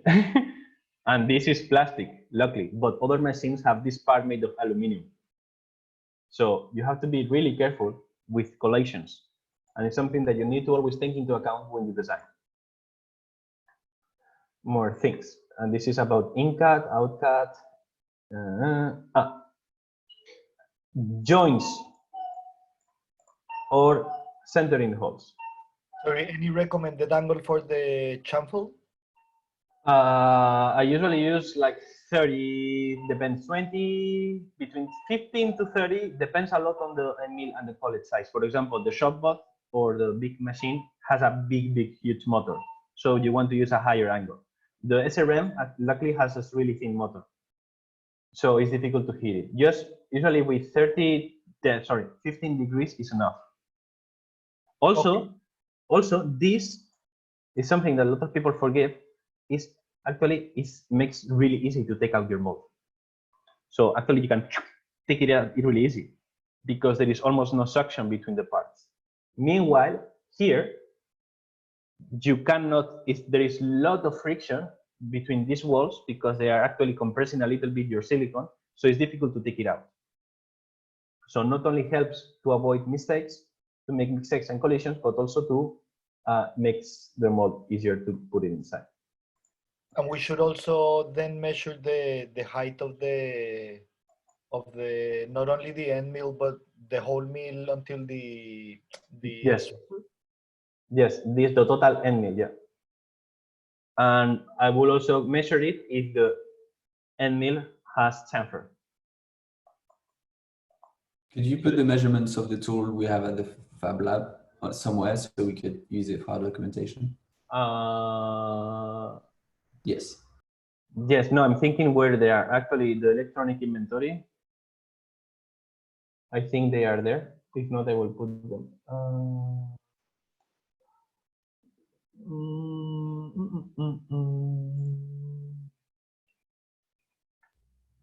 And so we'll be doing the molds with the big shopper or with something else?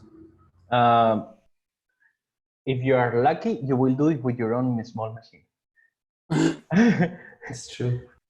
No, in theory, the SRM, but we can also use the big machine. There is no difference. Like in accuracy, there is, but not. We will not use that accuracy that you will feel it. Student kit, student electronic component list, and the other one is in students. It's a student. Student kit now. Student. It can be after the class. It doesn't have to be now. I will forget, so I'll just copy the emails. Okay, this is all the emails that we have. It doesn't include also the size of the, like the shaft and the tool holder and whatever it's called. It's copy on the electronic inventory, and if you go here, card by the point, you can check the data sheet of the email. Doesn't say click here to verify information. So there is a data sheet for each one of them, stating the sizes, and you have the type. For example, this is 1/4 inch end mill. The cutting zone is this one. So actually, this is the shaft, and this is the cutting part. For flutes, ECE ball nose, it means reinforced ball nose. But just go on the data sheets of it, okay? If you have questions, please write us an email or something and call us. So Edu, yes. what's the depth normally that over that length we should go to the tapered mode? There is no. Depends basically on each mold. I cannot state. I mean, generally, there is 8 centimeters, maximum 10. I don't think. No, Okay. for example, in this is 36 millimeter. Depends on the end mill you are using. If you use a 0.5 millimeter end mill, you will need to do a taper because this 0.5 millimeter end mill is super thin and super short. It's not really long. So actually, the motor needs to be really close to cut because the length of the 0.5 millimeter end mill is like 1 centimeter. And if you want to cut 20 centimeters, the motor needs to go inside the block. So in that case, you need taper. But if you use, for example, the 6 millimeter, the 6 millimeter is actually much longer than the material. In that case, you don't need to use taper. Okay. I will say that thinner the end mill, the more taper you will need to do. So the centering probes actually have the big design why they are round and not cylindrical. This is something that a lot of people does. And let's say we are assembling the mold. Okay, I put the tip first. The tip will be blobby because it's silicone. So it's going to be difficult to match it. Even so, if you make, for example, a chamfer one, that is something complex enough to help you center the tip, it will help. What happened? Look in the moment I close. What is happening here? I have air trapped. So basically this is a piston. Even if you push it, you're gonna still have air trap and you are increasing the pressure here. So actually this will never allow you to close completely your mold. So you never want to do cylindrical ones. What you want to do is actually round ones because by the roundness helps to actually escape the air and travel around. So actually the ideal is not to make them round, is to make them, to make them a little bit like this. Ovals, like spherical. It's not three-dimensional, but like this. So actually the air escapes through. What happened is the round one actually works well enough. We don't need to overcomplicate it.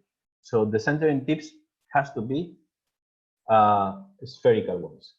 Another option is to actually don't make a positive and negative. Reflect, horizontal. Is make both like this. And what you do is actually you put, and this is the most standard thing, you put a metal ball, like a magnet or something like this, or a marble. Marbles also works really well because they are uniform, to actually feel the match between both parts. This is something to take into account. This is really common approach. And actually in all the smooth on videos, they've been used like the centering mold, not this one, because they don't cut pieces of wax, but they do those like reproduction stuff. So let's keep going. This is on the material setup. For example, this is an example. We will go onto a step by step after the break. So this is the model, for example. This model is just to have one reproduction. I think was to have just one reproduction. Yes. So actually the final design of this is this in silicon. It's a small like fit, right, rubber fit for the machines. Actually, this is the size of a screw, of a bolt, if you see. This is like the positive of a bolt, and this is the space for the silicon. It's for making rubber fits for machines. So you want to put the flat end mill on the top surface of your material. This is using mods we will do with you. And you start making a rough cut. When you have a rough cut, you will see you have the little stairs. And this model is super simple, actually. You just have this part three-dimensional. Everything here is flat. You see this strip? This is actually because the mold was not calculated properly. And actually the end mill start deep inside the wax before getting into the touch. So actually the Z0 height was not set up correctly. So actually that's one of the main reasons why we use blue one, because it doesn't break the end mill, just carves out the wax in case you make a mistake. When you have the finished one will go line by line, making really small steps, but at the same time moving three-dimensionally. And usually we do this in just one direction, in X or Y. And if you have a complex model or you want to have the highest quality, you do also X and Y. And if you are getting crazy and you want to best the best of the best quality, you do X, Y, and a spiral from the center to the outside. Of course, each time you put more of these options, you are duplicating or triplicating the time. So for example, you see in the rough cut, we are only cutting the interior, but the finished one also cuts a little bit of the exterior because the model was slightly down. As you can see, these are the step overs. And in this case, we didn't want to have a lot of quality. So actually we leave a big step over to reduce the cutting time. This is on, we will go over the break. I just want to, this we can do it tomorrow, but we're going to show you tomorrow in live this. This is how you actually cast material. When you pour the silicone, this is super important. As Neil said yesterday, you want to make a tip with your container. And you want to leave the thinnest line of silicone falling in. Why? You don't want to put everything at once because you have air bubbles. And actually, air bubbles is something that you will not have a nice mold because you will have an air bubble. And I know by experience, you will say, no, the air bubble would not be on the surface. It's always on the surface, always. And it's usually in the best spot, the worst spot that it could be, like the more finishing, like you are making a figure, is on the eye of the figure or something like this. It's always there, or where you have to put the screw. So you want to make a thin, really thin piece of silicone. So actually the air bubbles doesn't fit inside that thin line of silicone and they pop out. And they literally, you will see by casting, you can see here actually the bubbles start popping out as long as they are falling. Yeah, like Sidra, exactly. Mold. You want to have, this is something that sometimes happens. Some students forget to put the walls. And actually, how are you going to cast the silicone into here? So actually, you can always fix this. And actually, something that is funny about this week about molding and casting is students screw up almost 90% of the time. So it's nice that you can wax, you can carve it with the cutter knife, you can put the silicone, you will mess up everything. So you can make always boxes to actually fix the silicone. Of course, you will get problems like this, but it's not a big deal because the silicone, you can always cut the excess leftovers. For example, this is an example of a two-side mold. This is a student that actually 3D scanned herself and wants to have herself on the table next to her computer. So in this case, these are the two pouring holes. Why she left? Sorry, the pouring holes, the vent holes. Why she put two of them? Actually, because this part is flat, and this is the part that is going to be non-show, and it's going to be, let's say, like the less critical part, because it's going to be hidden in case something bad happens. So I will show you why it's not creepy, Daniel. You will see why. No, these vent holes, we have two. Why we don't only have one? Because we have a problem with this design. Is there is no part higher than other one in a flat surface. So actually, meanwhile casting, you want to tilt a little bit the mold. So the bubble goes side by side, and finally you have two holes where it can get out. This is kind of complex. And in case the vent hole, like the pouring hole, in this case is super huge. You can reduce it. You have the positive and the negatives. So when Arman asked before, when we want to degas, actually this is something that depends on your silicon or your casting material. This is mainly for silicons, but this is a degassing chamber. You have like 3,000 euros degassing chambers, and you have like 50 euros degassing chambers. Most of them, they will work quite well. These are like polycarbonate degassing chamber that you never degas your mold when it's like this. Why? Any clue? No? Okay, you are taking the bubbles out. That means you have bubbles moving through your mold, meanwhile it's in the mold. So the probability that the mold gets one of the bubbles that maybe was inside the material but not on the surface and stick it to your mold gets higher. So actually what you want to do is degas, this.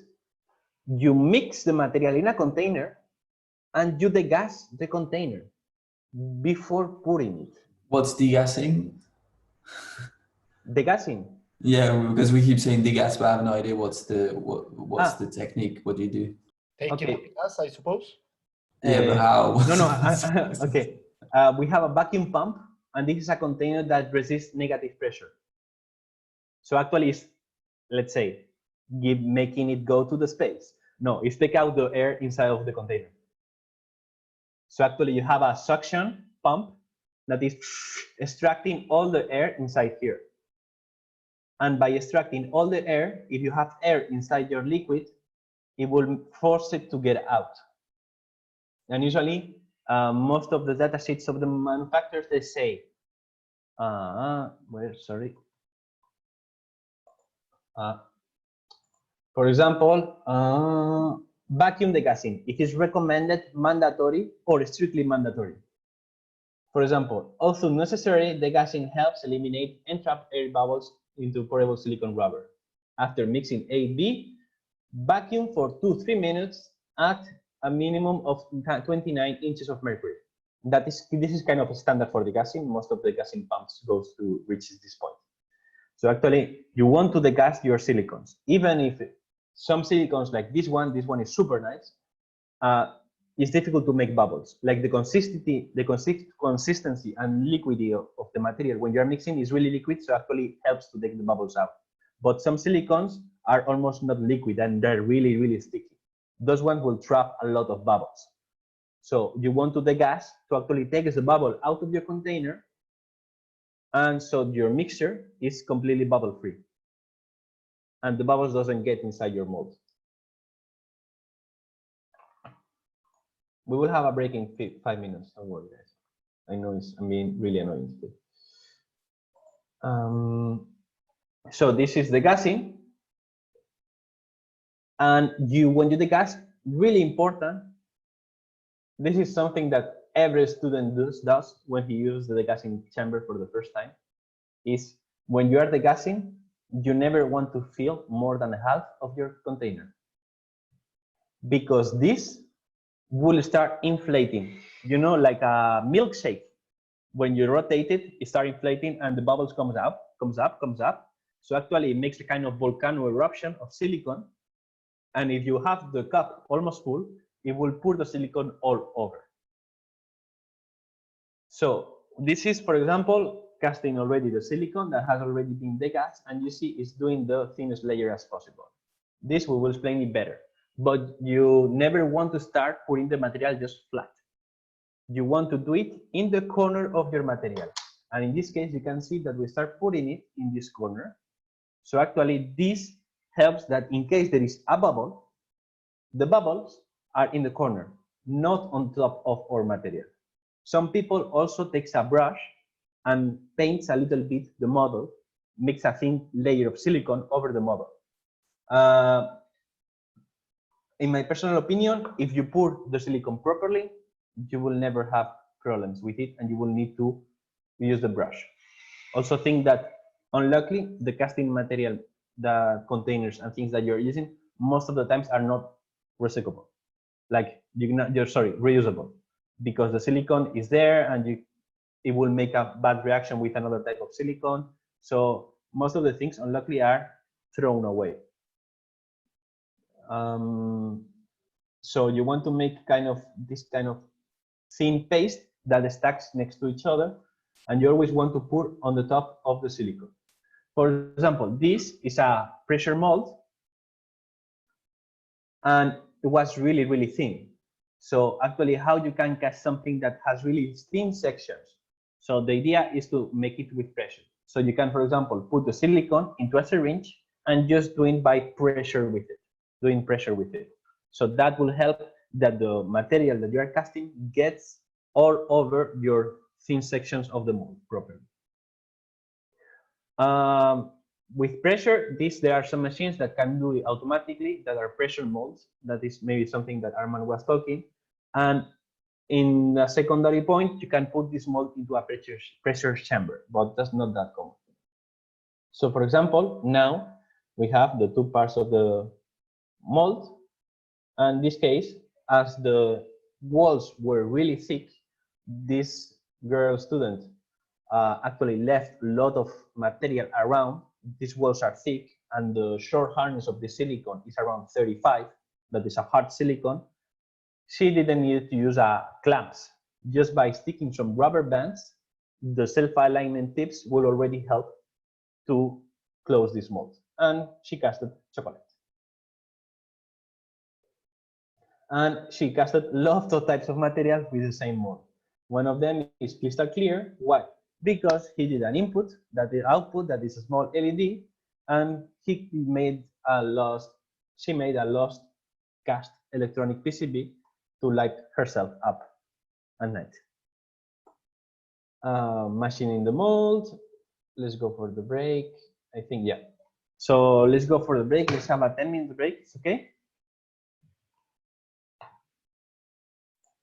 No answer? Perfect. Okay, molding and casting, part 2. So for example, this is the academy page. Let's say state that you have to have this shape. This shape is a complex two-dimensional mold. In case you want to have like this, you need to make two types of molds. You need to cut 2 pieces of wax, of course, not with this thin layer of the wall, but you will need to produce this middle part where you will cast, and you will produce the opposite one also. So you will want to cut these 2 parts where you will cast your silicon. With this silicon mold, you can mix them together and you can have the empty part of the positive part. So actually for here, you will need to put some vent holes and some pouring holes so you are able to put the material inside.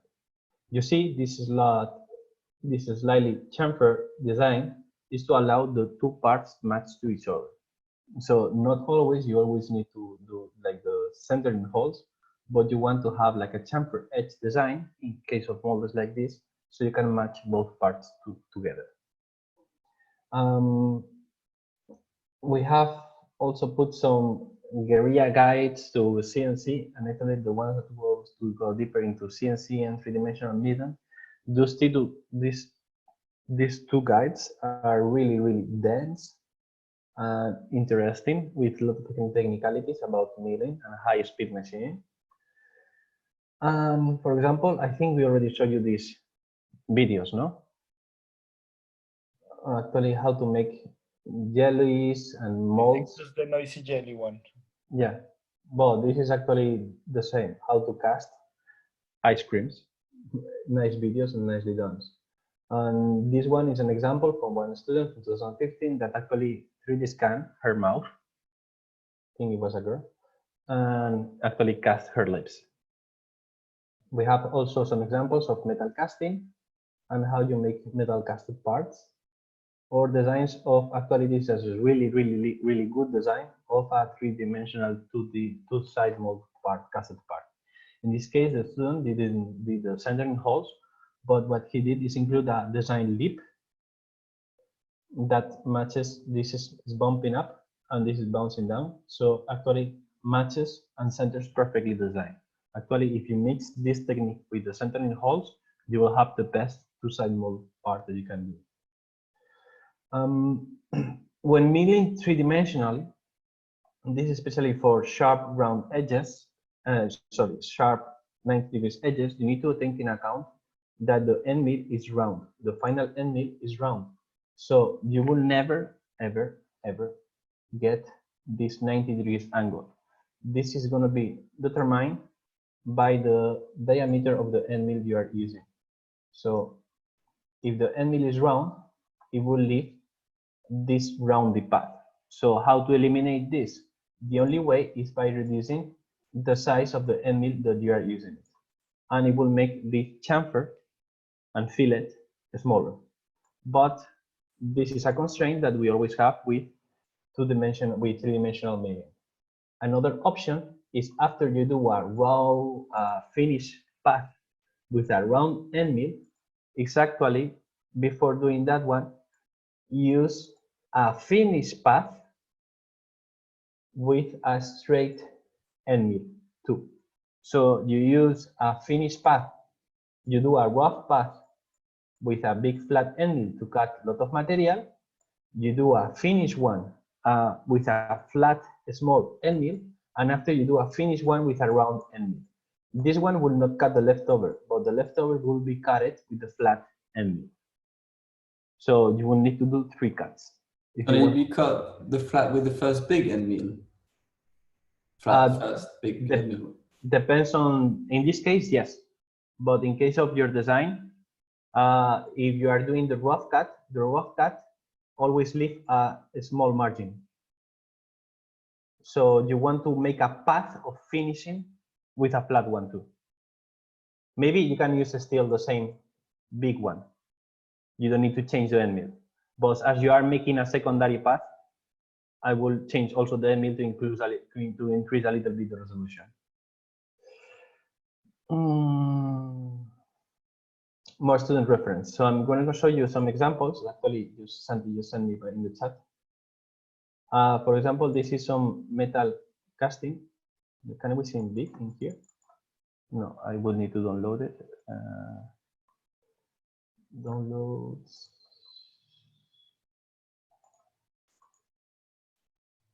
So for example, this is metal casting. This is bismuth and PD. That is something that we do in the lab.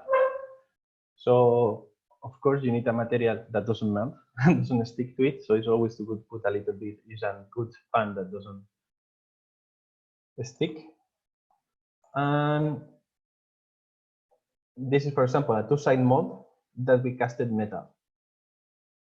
Of course, before opening the mold, you need to cool it down. A good way to cool it down is let it sit a little bit and just cool it externally by immersing the mold into water. But you don't want to immerse it more than the pouring hole. So actually the water doesn't make a reaction and cools down too fast the material. In case of... what is the cast in this case?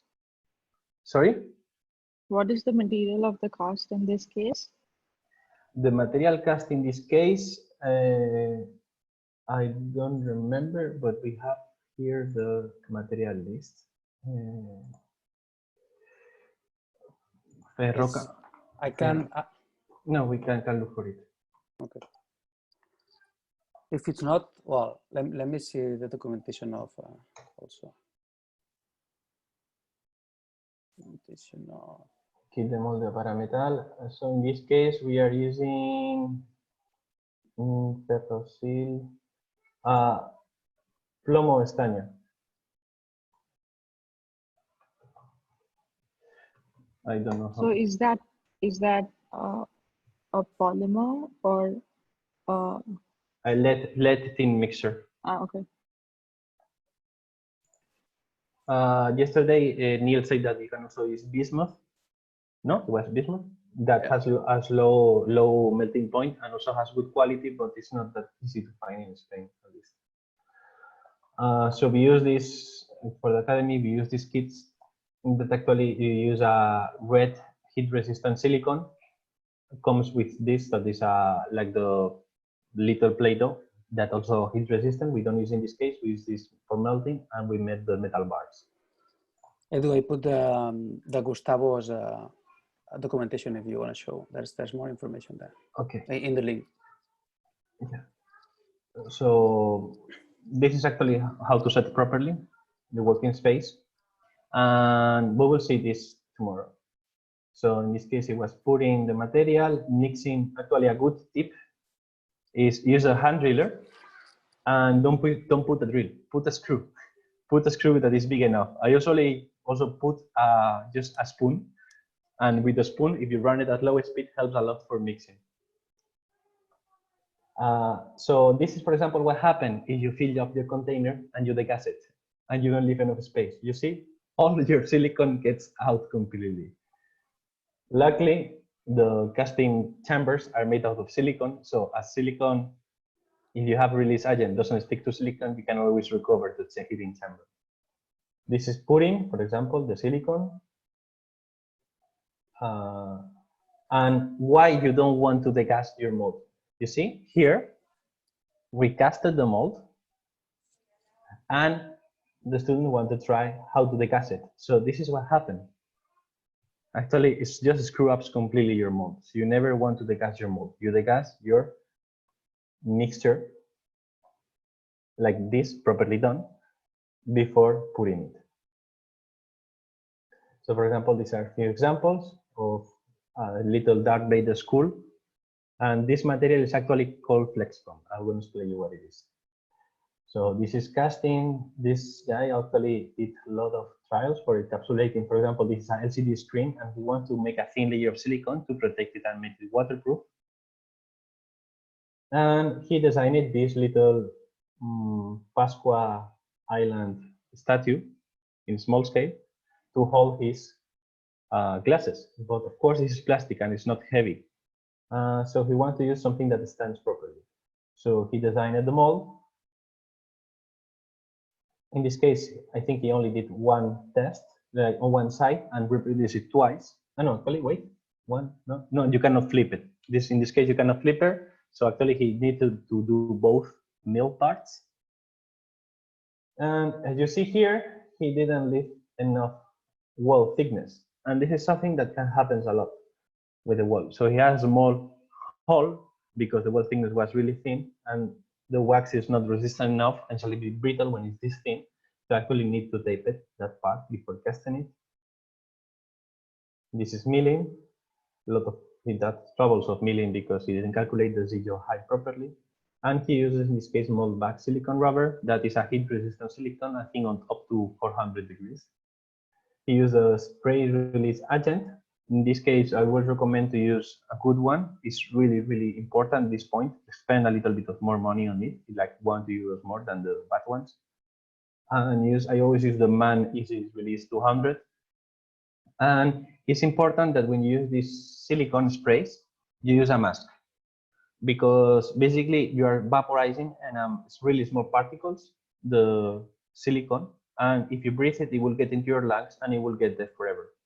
So always use a spray and heating, actually the same as the COVID, but use a nice mask, FFP3 at least, the best if you can use a carbon filter one.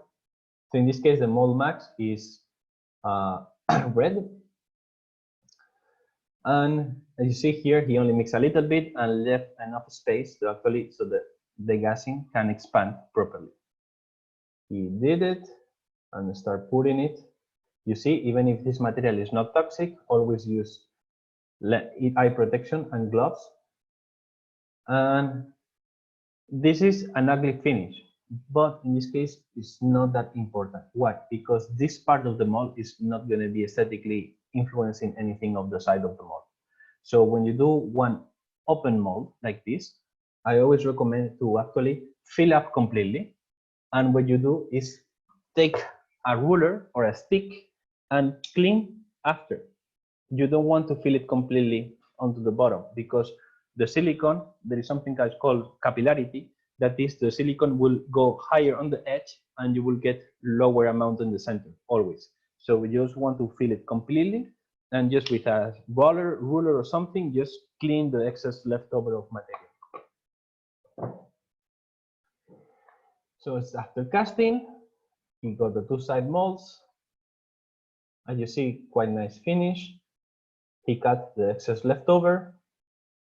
And in this case, he put some powder as release agent, because the silicone spray doesn't work with metal. So in this case, he used powder for release. I think it was like baby powder that worked quite well. And start melting the material. Of course, use heat-resistant gloves. Don't use latex gloves or metal gloves for it. Like use the melting, like the soldering gloves. And to cool it down. Actually, he started putting the water when the top layer was already hard. So if you do it when the material is still liquidy, it will just pump inside and deform your mold and get the excess leftover. You see the mold, the silicone, when you're casting, always gets a little bit of residue. That's why, for example, in the industry, they use steel molds, because silicone always loses a little bit of accuracy each time you unmold your object. So harder the material it is, usually more damaging it will make to your mold. So this mold could be used like 3-4 times, but after that it will get so wasted that you could not reuse it again. After cleaning with a little bit of metal brush, he got this object that was quite beautiful. We can see some objects here. Maybe, what is the video? Here, actually melting. And as you see here, it's using the soldering gun for the electronics, not the best, but also to help us to heat up a little bit the silicone, so the metal doesn't cool instantly in the moment it touches the silicone. So it's always nice to preheat a little bit the molds in case you are casting something that is hot.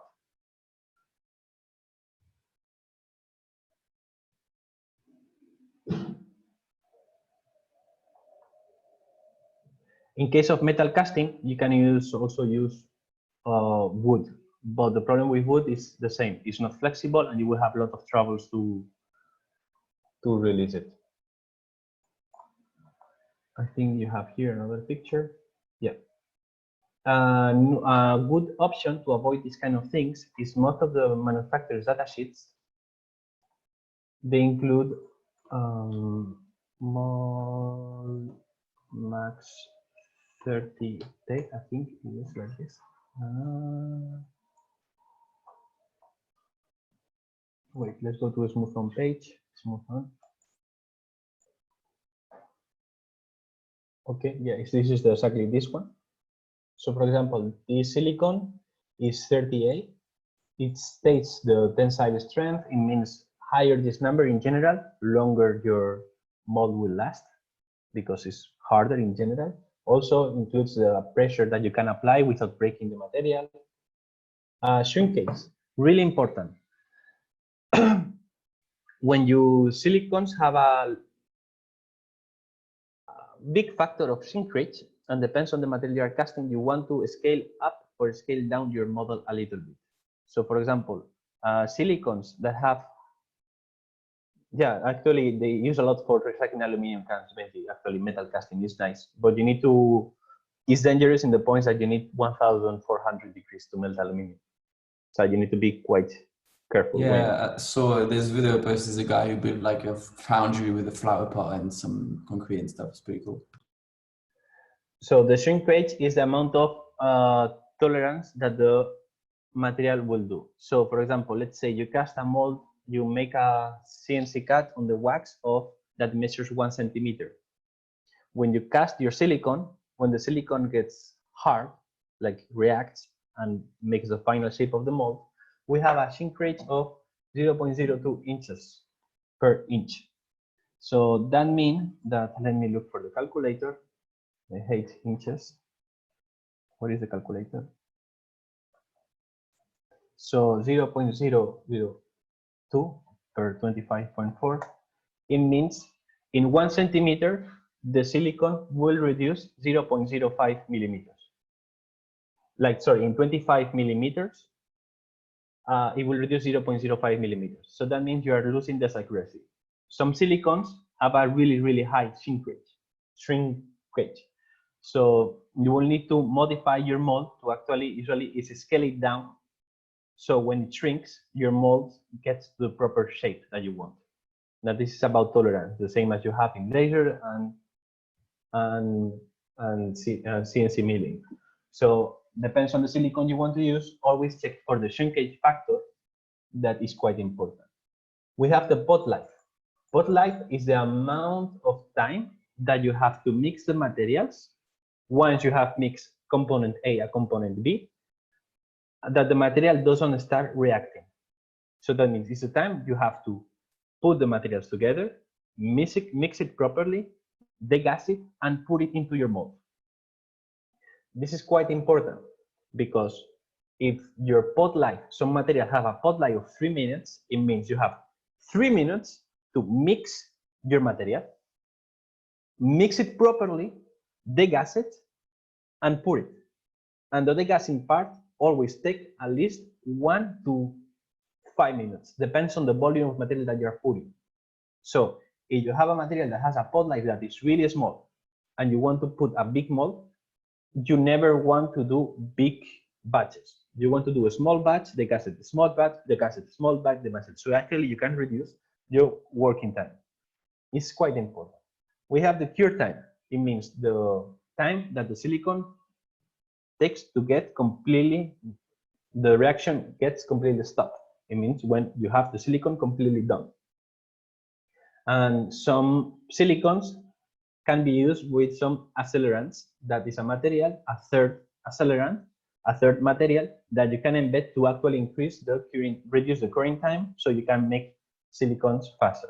Usually, for example, the silicone that I was showing you before, that is the mold fast 16 smooth on, has already the reactor, the third reactor embedded into it, and the pot life, I think, of this one actually is, yeah, pot life of 6 minutes, but this material doesn't need degassing, so you're already winning 2-3 minutes, and the cure time is 30 minutes. Most of the silicones, yeah, you can also increase it. Some silicones, in general, let's say the standard is 24 hours of curing. So if you are getting faster curing, it's because the silicone is better, has better reaction, or has some accelerants or speeders. The useful temperature and the minimum temperature to use this material, and the mixer viscosity. The viscosity of the material when you are mixing it.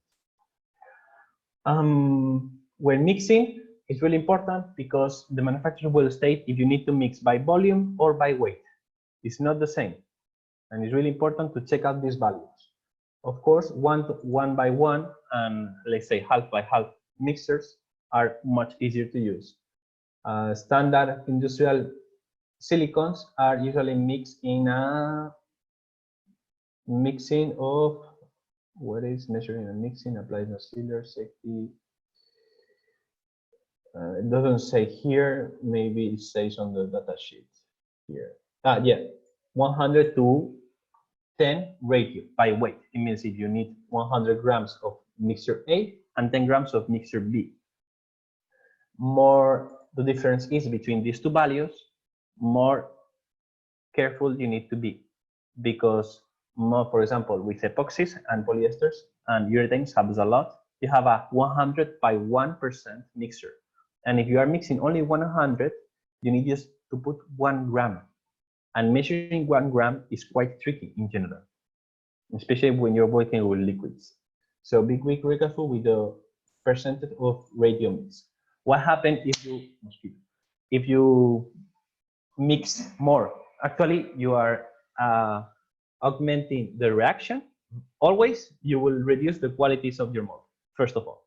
Second, you are making the mixer react faster, and by so decreasing the qualities of the mold, and maybe not get a proper mold. If you are mixing less, in general, the A is the neutral and the B is the reaction, is the catalyst, the catalyzer. And so if you mix less, what you will do is it will not harden your silicon, and your silicon will never get to fully cure.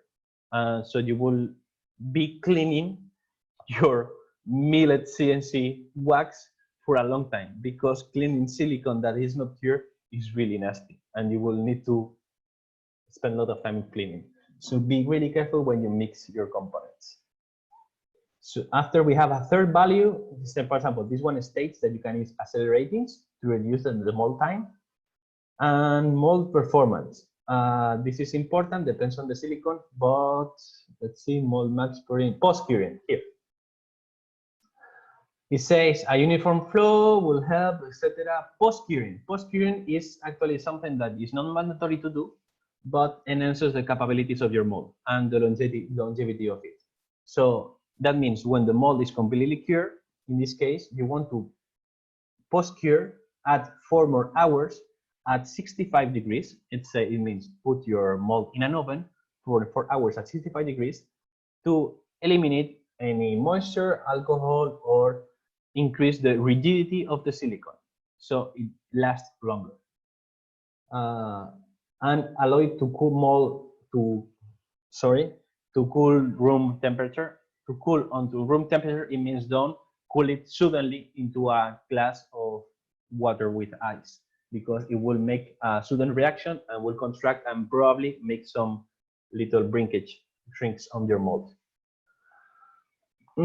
Also, there is a lot of this is something you need to pay attention. This is something that in Spain we don't have problems, but maybe you will have at home.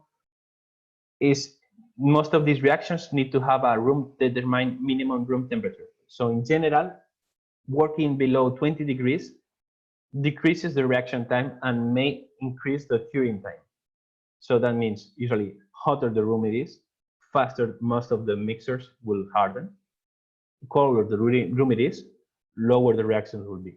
And there is a point that usually is around 18 degrees for most of the silicons and casting materials, that if you get below that point, maybe the reaction will not happen.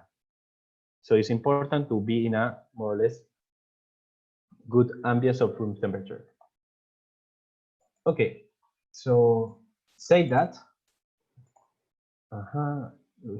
we have some examples, for example, of making lollipops with single side molds. I think it's nice that you can see. Actually, this is Santi's lollipops. And putting some like colorants, food colorants to make fancy silicons. Sorry, lollipops. Okay. Oh, what is this? This is with sugar, Edu. Santi. He did with his cake. Santi, what is the recipe? Santi is not here now. We'll let him know, and when he is back, he will tell you. Perfect, thank you. We can ask him. Okay. So, for example, do you know this little project we have talked about? Most of the frame, well, all the frame is laser cutted. Why I'm going to show you this as an example. For example, this piece, the one that holds the motor, could not be laser cutted properly. And we could 3D print it. But this is holding the, let's say, the small CNC spindle. So it needs to hold weight and it needs to be strong. And this case, I think, is the perfect application on where to use a mold. Also, we're going to produce a lot of these ones. So we don't want to be sending one by one all the 3D printed parts, and we will not get nice results. So here I state the design, and this is the motor. Actually, we can move it away, and the motor will have some holders and some screws. Of course, if we want to make this is a quite geometrical complex shape, we will not be able to do it completely. But something that we can account for is if I want to cast this, for example, I know that I want to be, this is for example, design for manufacturing applied. I want to be sure that the motor sits in a flat surface. So actually, I don't want to mill like this. I want to cast the mold in the opposite direction. So I want to introduce my shape. Actually, I'm going to merge it before. Yeah, I'm going to make a union. I'm going to change the color so we can see properly. Okay, so I want to make this. Sorry. That we're gonna cast it like this. Why this part, as we have it open, we will never be able to get this completely flat. But take into account, like perfectly flat, like tolerance, like talking about. But this part is aesthetics. We don't care. This piece is to work mechanically well and needs to be hard and sitting flat for the motor. So in this case, how we will do this? Actually, this will be the final silicon mold. If we just subtract it, the silicon, we want to have this, that is the negative. And you see, this is impossible to cut because we cannot cut between the lengths. So I assume that this part will not be able to reproduce these holes. But I don't care because in this case, we can do this hole manually later and they are not that important. So the first thing I'm going to do is modify my design. So actually, I don't need to have possible mistakes in the toolpath calculation. So I'm going to modify my design, hide these holes. I don't need them. Okay. I'm going to merge it again. So actually, this is the shape I want to cut. I'm going to locate my model on the piece of wax. Actually, I'm going to move a little bit away. Okay, I want to leave at least 1 centimeter. I want to have a mold of 1 centimeter here of silicone. So I want to have 1 centimeter and 1 centimeter. So I'm going to locate my model here. Seems more or less well centered in this direction. I want to make a cube that takes the whole shape of this. I'm going to do it like this. I'm going to merge it. And I'm going to introduce it completely into the resin. What happened here? I need to have a little bit of space around, no? So it covers the top part. So I need to introduce my model lower. So I want to decrease it. I know I don't have too much space, so I have 7 millimeters. Actually, it's in the limit. This is really in the limit of the mold, so let's reduce it 3 millimeters. Oof, it's gonna be thin. Okay, let's hide this. Let's extract these faces. Okay, sure. So I'm gonna delete this and I have my mold. Now I have to leave a space for it. So the silicone can be around. 10, 10, minus 10,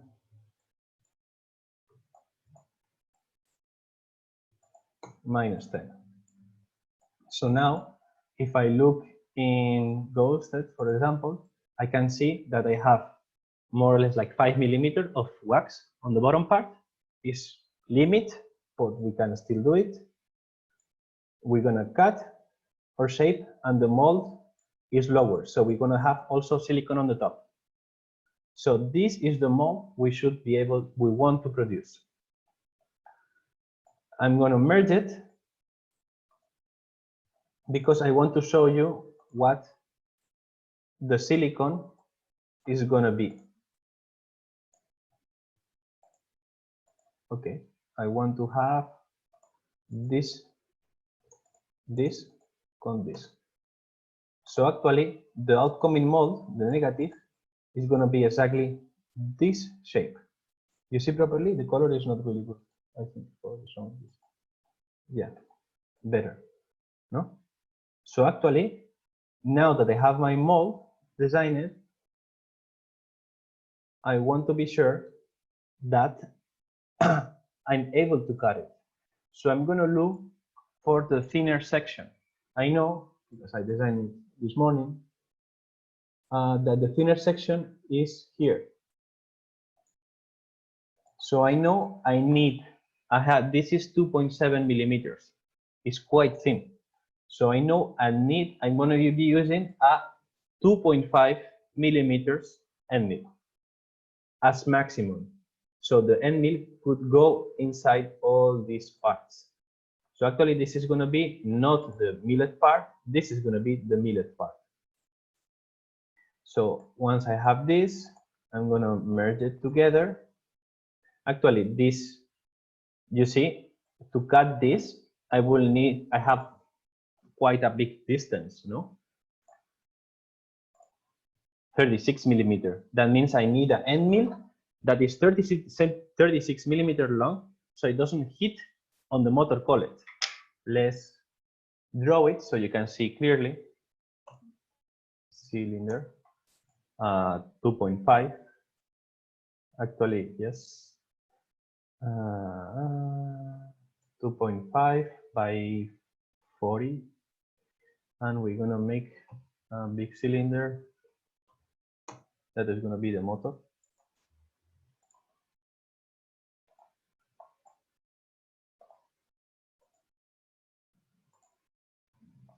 So I want to be sure. I need to find an end mill that can go here and not crashing and not crash. Actually, that's quite important. If I don't have it, for example, one constraint to choose the end mill will be also these holes. I know that these holes are 3 millimeters, so I'm good with this end mill. So I'm pretty sure we don't have an end mill of 2.5 millimeters that is 36. So what I'm going to do is chamfer a little bit the edges. In this case, I have a lot of space, so I can easily chamfer like this. In this case, I will have that much. Let's see with -8. Oof. -5. -1. Okay. Really in the limit.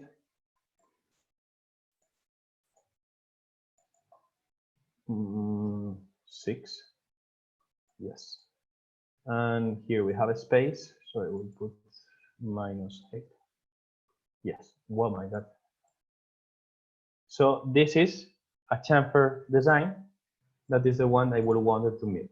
Of course, if I take the mold, it's not gonna be any more like this. The mold is gonna be more or less like this.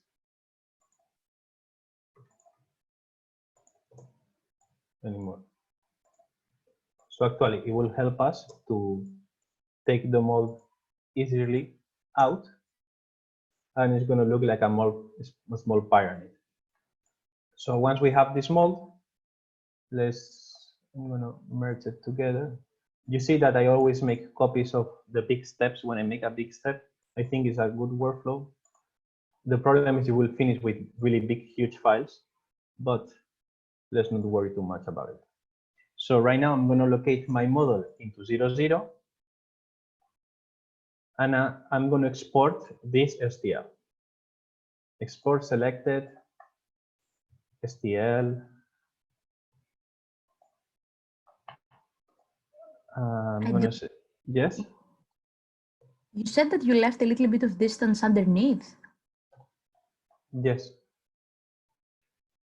One second. Mold SPML. Yes, underneath. No, we have. Let me change the color so you can see well. Okay, you see? This is the bottom surface of the space, but my model is sitting onto it. Ah, okay. What you need is like leave a little bit of wax under it. Ah, okay. This is quite important. How wide is your little motor? Because wouldn't it hit on the sides that go up when you try and drill the holes in the middle? Sorry? Because you have quite. You said you putting taper because you have a shorter end mill, so it means the motor will go down. But it won't hit the object. Yep. I'm trying to point it with my mouse, but you won't see. Really good thing actually. This. Like here on the left. Yes, we will also need to calculate if this happens. In this case, it will be maybe a problem if we want to cut this. If this wall is too high. But let's consider that in this case, no, okay? This is an example. We are not gonna mill this anyway. But yes, this is something that you need to always take into account, really good. Because earlier when I asked about getting the info about the size of the mills, I wasn't talking about the end mill, I was talking about, for example, the engine, how wide are they? If we want to calculate for when we do our own things. Like just the size and shape of everything. The size and shape of the motor. Actually, I don't know. We can measure it tomorrow if you want. But take into account that the maximum end mill that can fit in the collet is a 6 millimeter. I would say that the diameter is 15 millimeters minimum. Actually, the motor design of the Modela is, let's design more or less. I know that the maximum that you can fit is a 6 millimeter. This is for the collet. The collet will have more or less 15. Yes, because we feed a 14 branch and is around 10. Sorry, it's around 10. So we will have more or less the shaft. This is the collet. And around the collet, we have another cylinder that is slightly bigger. I'm doing this by memory. I don't know exactly the shapes, okay? It's more or less like this. And after we have a rectangle, a cube that is around this shape. So if you want to do this properly, you remember that RhinoCam has the option for designing this with measures. Actually, this is one of the reasons. So actually, this is the end mill. This is the motor design of the Modela, more or less. Actually, this is smaller, but to give you an overall look of how it is, I think it's actually something like this. Yeah. So actually, most of the time with the 15 degrees chamfer works quite well in general, but you still have this kind of problems of collisions on your own design because this is something that you cannot chamfer. Another options will be how to do this in case you are constrained by the motor, the end mill, and everything. How to do this? This part is straight, so we can do with a big end mill. This will leave a fillet here, but after what we can say is not make a finished part, but use another one that just makes a hole, just goes and makes a vertical hole in that location. That would be a way to solve it. It means mixing 3D rough, 3D finish, and punching and engraving, just like the 2D engraving on certain locations. That could be an option. Or just mixing this, and in that case, you will make a more complex design, not more complex, circle, but you will need to draw your shapes in 2D. So you will send this file to a three-dimensional cut, you will make the line, and you will make a bidimensional cut in the same part. Okay, we have exported this. We will go for Modela for Player. That is actually is quite nice in the interface. Is the one we use for the SRMs, but we can export for a lot of machines. So the first thing we're going to do is select the machine. We just want to have the SRM. Spindle unit is the standard. Okay. File, open model, mold. I didn't save it. Is this one? No, I didn't save it finally. Let me see. File, export, selected.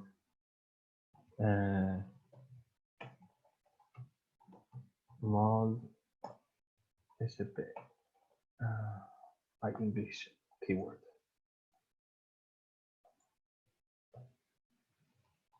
SPML.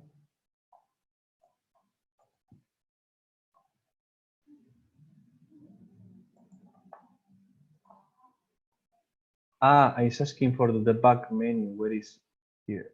Wait, sorry. Something is missing. It's not exporting the mold.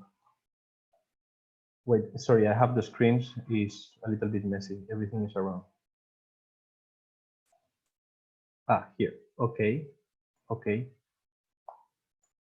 Now.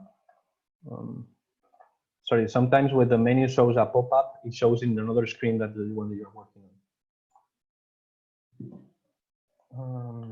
So file, open, mold, SPML.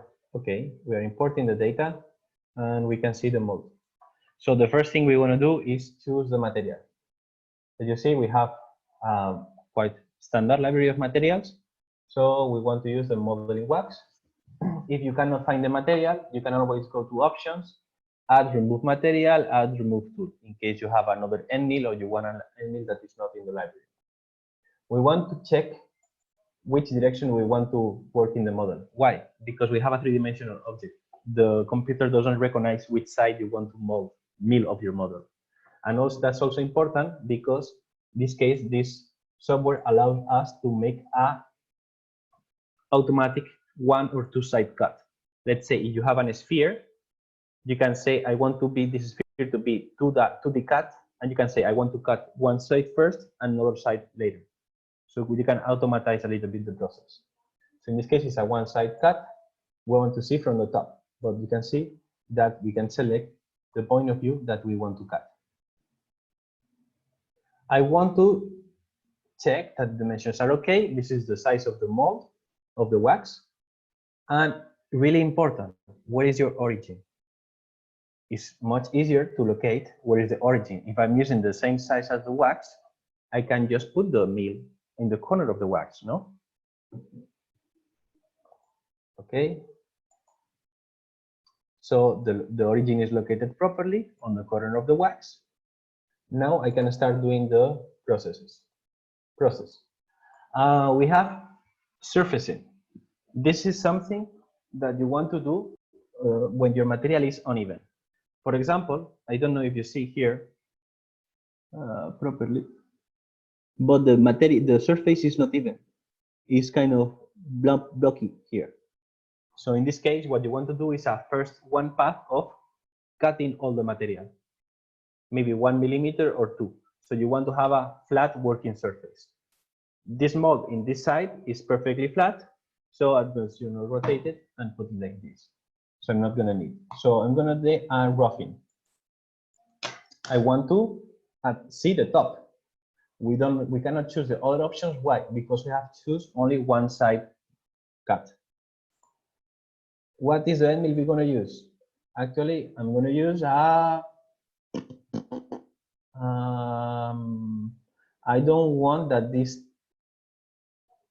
But let's go to 2 millimeter square. Which area you want to cut?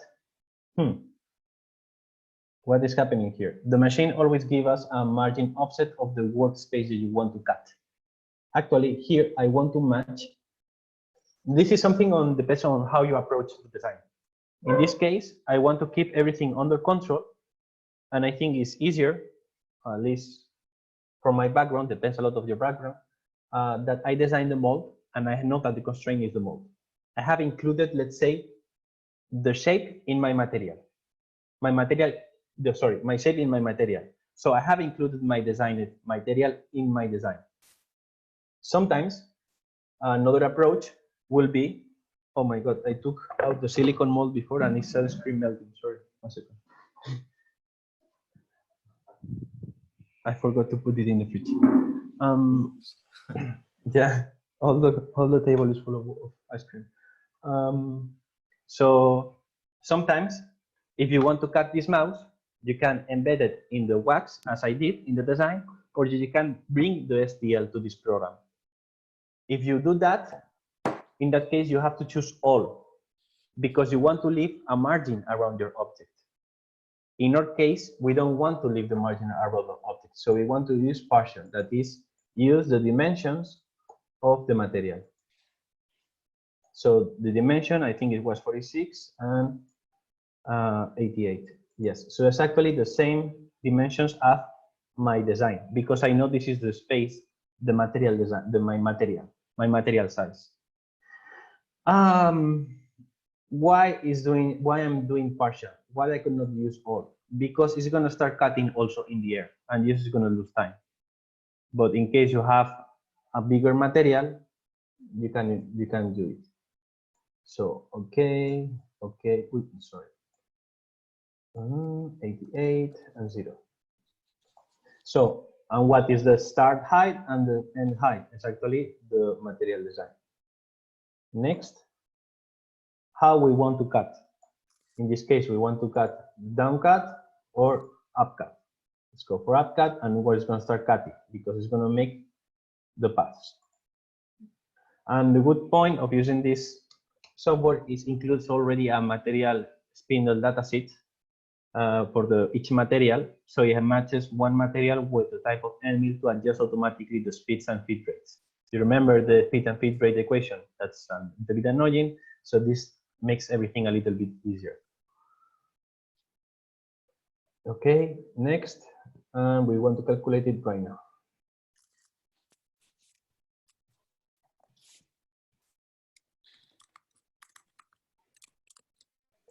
Elevator music. So actually we can see now that it's gonna flatten a little bit the rest of the surface, but it's just almost only gonna touch it. And we have the design. That is obviously a little bit annoying to see. Because we are using a really small end. How can I zoom out?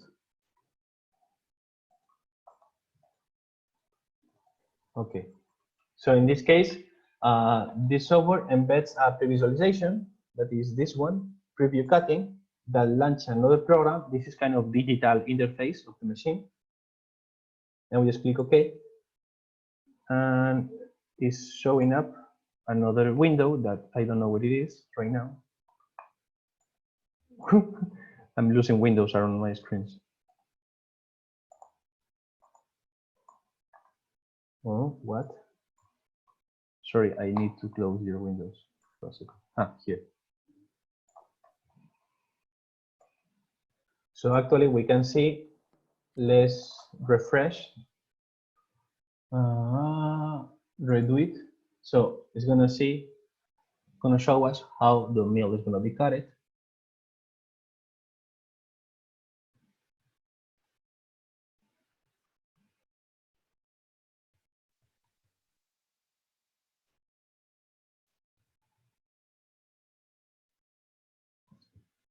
And we can put it in 3D view.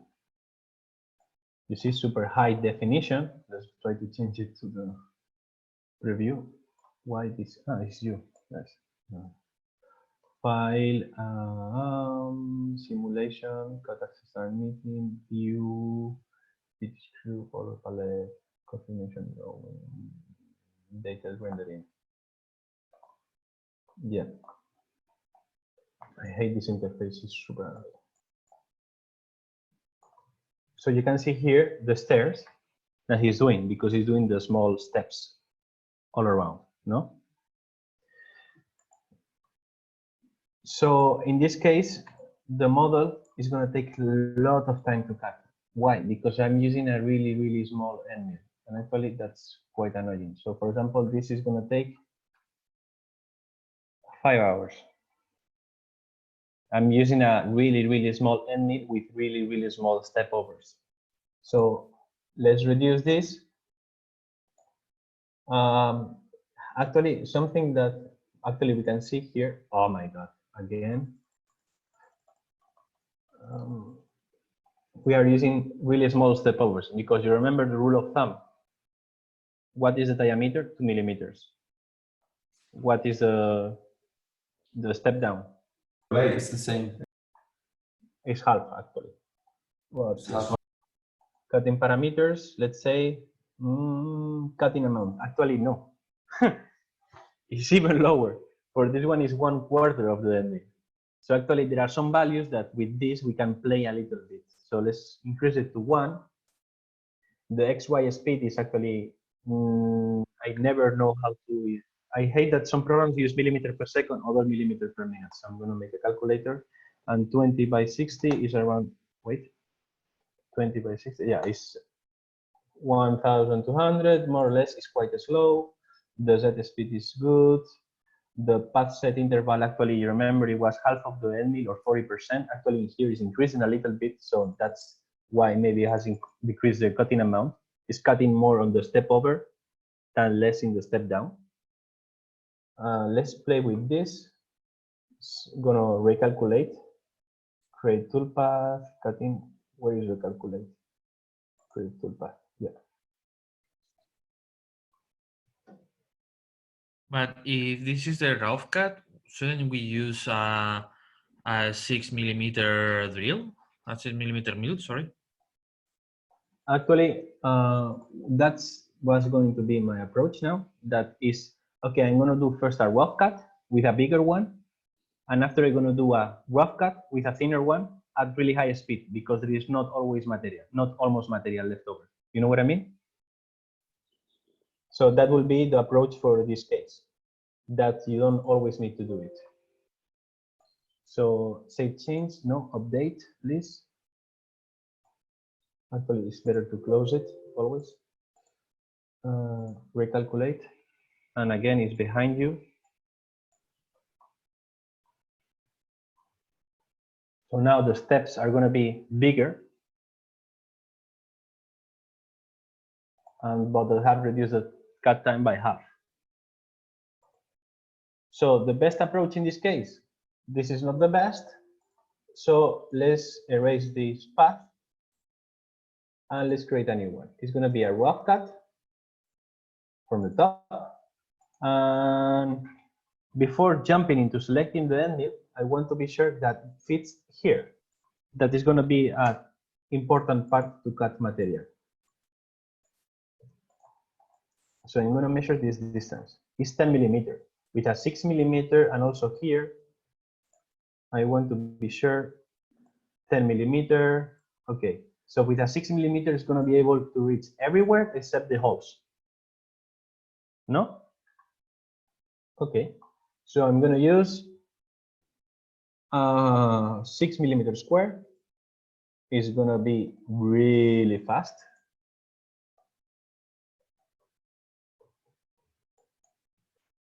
Okay. Next, contour lines upcut. Come on, it's cutting really, it's really constrained speed here. Cutting amount, there isn't a 6 millimeter. Let's use, that's also because the machine, the CRM is not as sturdy as a big shop bot. So we cannot push the value so much. Right now we are cutting with a 6 millimeter one. So let's keep it in 1. We're gonna do a lot of steps down, but it's gonna cut more on the side. So the interval is gonna be wider. Right now, calculate. You understand why? Why the step down is that low? So I guess the engine is not as powerful as a massive shop bot. Exactly. Just the motors of the machine are smaller, so it's not that powerful. Can't wait for the 6-scan one. The 6-scan is going to be slightly slower than this one. No, it's true. Like it's a super low cost machine, so it's not going to be like Flash Gordon for sure. So we have, but it's going to be able to do it. That's the point. and especially with machines that work alone. And we can Actually- leave it overnight at home anyway. There's nobody else to use them. No, actually, in the lab, in this assignment, we always leave the machines running 24 hours. Like we have 3 students per day. One has from 10 to 4 or to 3, 1 to 3 to 7, 8. We always try to stay later, 8. We close it and we send the last one, the next one. That's a good point. These machines is CNC milling is, we are not going that fast. The material is soft, so we can afford that. If something bad happens, it's at most is going to break the material or then nothing much. So, okay, so it seems that it's cutting quite well everywhere. Let's preview it. Again, it's on the back, you see.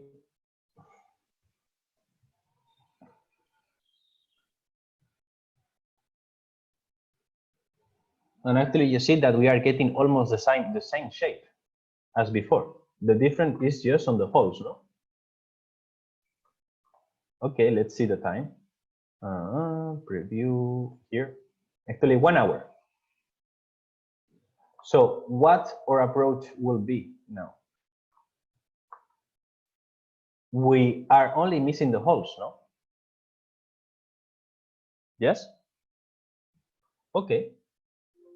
Actually, we don't need to make a 2 millimeter path everywhere now. We just need to do it exactly where we want. Another roughing, but this time with a small end mill. And wow, what this partial is about. We can select exactly where we want to do it. So we can save a lot of time. So I know this window is really small. So let's zoom in a lot. So I'm going to move. I know the interface for this is not the best. So let's try to match it here. And oh my God. And here. So actually the tool path is going to be only here and here. Let's zoom in. We are inside. Yes. Okay. So this is going to be the cutting area. You want to change the start height, no? The start height. So otherwise it's going to cut in the air at the top. Yes, actually. Yeah, so yes. it's only in the end of the bottom. Yes, you are really, really good. I missed it completely. Let's measure the height. I want to be sure that doesn't go suddenly, so I'm going to measure this height, even it's not the full height. 26, and we know that it's 6, so it's going to be cutting 6 millimeters in the air. So it's minus 26. Let's give it a little bit of a margin. Let's see.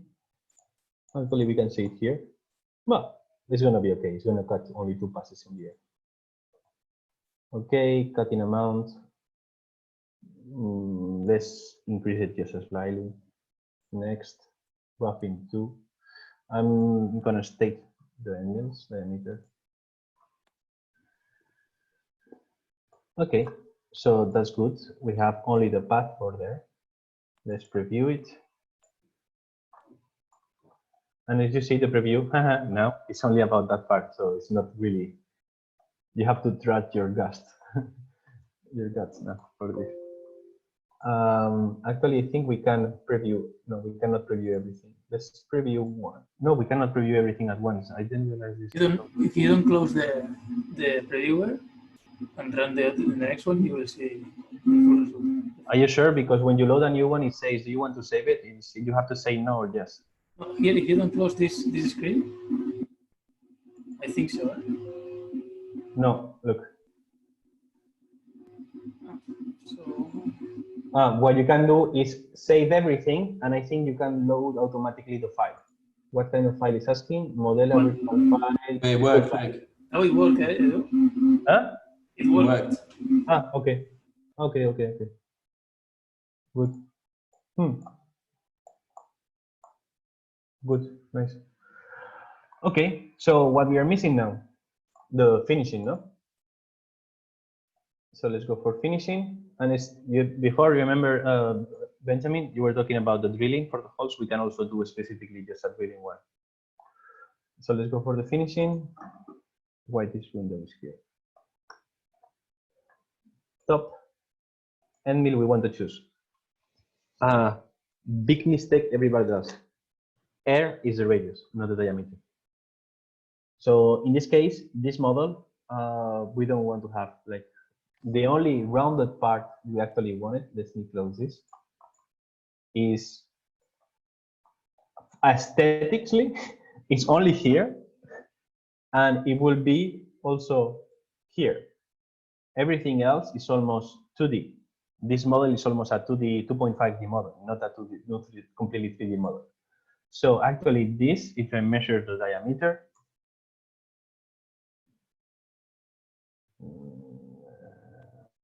come on.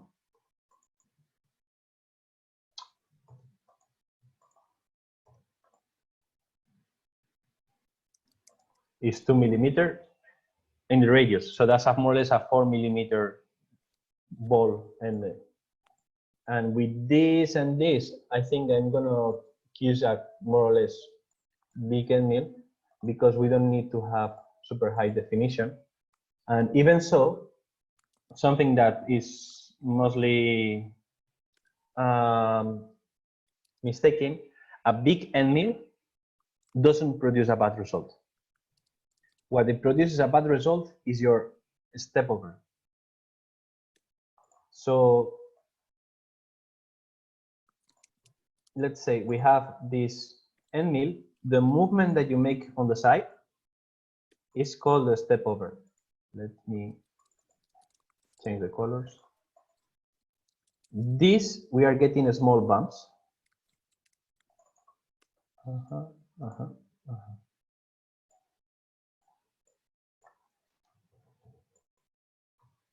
Super ugly colors. So actually, the resolution of the model is these small bumps. And this is not actually determined only by the end mill diameter, but also by the step over. So for example, you can use a big end mill, but just move a little bit, just slightly. That will have a really good surface finish. And actually, I don't know, but in the office, on the lab office, maybe you have seen a wood table that has some bumps. Maybe next time you go to the lab, check on the table. It's a wood table that has only was 3D mill completely. It's a big table. It's like 1.8 by 1.3. Actually, what that was done with a 12 millimeter diameter end mill, round one. But the step over was around 8%. 8% already gives a super nice finish. So the surface finish, I will say that that is determined not only, I will say, let's use a 3 millimeter ball end mill, R2.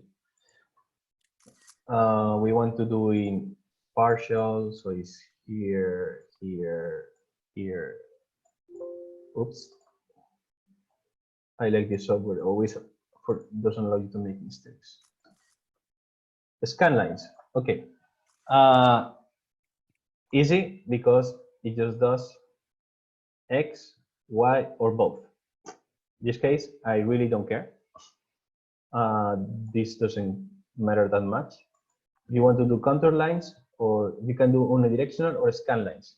What is the difference between unidirectional and scan lines? Any idea?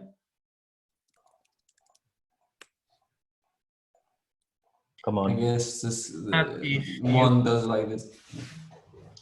Okay. In the one in the unidirectional, you go and then you go up and then you go down. In the scan lines, you go and go forward, also down. Well, at least is what I see in the picture. Yes, exactly. So one is gonna like T, T, T, T, T, T, T, and the other one is whoop, go back, whoop, go back. So why unidirectional will lose a lot of time in the air travelings, no? You remember that we have two types of cut? Conventional. Yeah, the down cut and the clean and the conventional. Exactly. So actually, this is because of your material. So if you're cutting foam or really soft materials, you want to have, or you want to have like the best that always the cut is only conventional, you need to go unidirectional. So you always go left and right, left to right, or the opposite. But if you have scan lines, you are changing climb, conventional, climb, conventional, climb, conventional. And that doesn't give that homogeneous result. This is about being really picky, but matters a lot, depends on the material you're using. Wax, luckily, is quite forgiving. But for example, we have some kind of wax that we also use in the lab that is a green one. The green one is much harder. And in case you don't want to cut slower, you have to cut in conventional. Why? Because conventional is less aggressive for the material and for the end mill. And by so, it needs to make less strength on the motor. It makes less strength on the motor. So depends on the material and what you're cutting. You need to choose between both, one of those. We have also a spiral. Generally, for three-dimensional molds that you are looking for like smooth surface, a spiral works really, really, really well. I love a spiral. In general, for most of my 3D millings, I do a spiral. Also, I think it takes slightly less time. And the good point about a spiral is it's always one direction. It doesn't change. So it keeps either conventional or climbing constant compared to scan lines. So it has at the same time the good type of cut you have chosen, and it's time saving because it doesn't have air traveling, and especially for round surfaces, it looks quite well. In this case, this model is not going to be benefited by the spiral. Why? Because we have a flat surface and suddenly we have a super big jump. So in this case, the machine is going to move and suddenly has to increase a lot the speed in the descent. Let's say, if you have a model that is kind of soft, that the speeds of the X, Y, and Z axis are going to be more or less at the same speed, you want to use a spiral. If you have a model that suddenly you have big jumps, the spiral is not going to help you because suddenly the X, Y speed are not going to be matched with the Z speed. They will need to stop and jump a lot in the Z to keep going. So that means the cutting times are going to be increased. Do you understand that part? So let's say to get the fastest and best quality cut, you want to check style of cutting and a style of cutting that keeps the maximum speed at the three axes at the same time. So you don't have a deceleration in one axis, one sudden deceleration in one axis. So contour lines also will not help in this case. Contour lines and spiral is really, really similar, but you can optimize it. So in this case, I'm going to keep with scan lines because I know that wax in this case is blue, that's well, we can just go with X. So, and actually we're going to just click X because for the preview, X and Y at the same time is difficult to see. So we're clicking next. You see the path interval. We are moving a little bit. So actually that amount is more or less, we have a 4 millimeter by 0. No, it's 4 millimeter divided by 0.8. Well, we are using more or less a 5% of the end mill diameter. That is super nice resolution. To give you an idea, the side offset, you have super nice resolution at 5%, let's say, the best you can get. Below 5, it doesn't really matter. Between 5 and 8, you get a super fine detail still. 5 to 10% is you get a nice finishing. You still can see some lines. For example, let me show you what is the class. Not here, here. Yeah. For example, this. Actually, you see this one? This is more or less at 12%. It's tricky because 1% makes a big change. So actually, I think this is around 15 to 12%. I'm not completely sure. I cannot tell you, but how it looks, this is around 15% overlap, 12%. So for a good quality, like that you get all the shapes, but to have a fast cut, I will go to 12, 15 without losing quality. Yeah, it gives nice text textures, but it's a texture you will get by 3D printing. And actually we are doing to avoid that. So it's a kind of mixture. But as you see in the final model, because the metal is not that is really forgiving, you don't have that much the texture. So it really depends on the casting material that you are putting. Some materials can get really well into the fine details, other ones not. Metal is really forgiving. So in this case, it didn't matter. But in case you want to use, for example, marble cast is also resolution, gets everywhere. You never want to do 15%. So let's say good quality, not the best. You can see the lines, 10, 12, 15. Better quality that you can still see the lines, 10, 12. Quite good quality, 10, 8. Best quality, 8 to 5. In this case, it's super nice quality. So let's go next and finish it.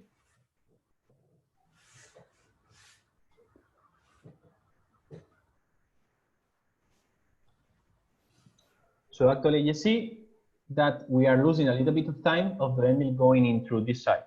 So we can reduce it just by changing later. And you can see that actually it's going in lines. So it's ignoring this side. So actually maybe it will be better if we can actually also put X and Y. I didn't realize that because we are ignoring this wall. So actually let's change it. Scan lines. Let's put X and Y. Okay. And we're also going to change the where we are cutting. I'm just going to move it manually. I really don't care at all. I'm not going to cut this mold. Is it useful to finish the temper walls, or you could just leave it rough? You can actually reduce it. Yeah, you're right. It's difficult to see which one is the chamfer, but okay. Okay. Preview. Recalculate this one. Recalculate.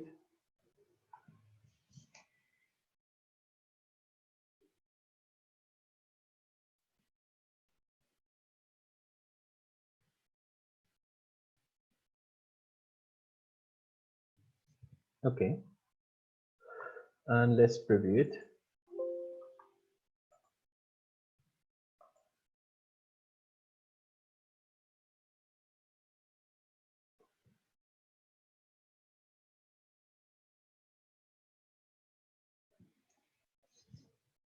There is a mistake. Someone says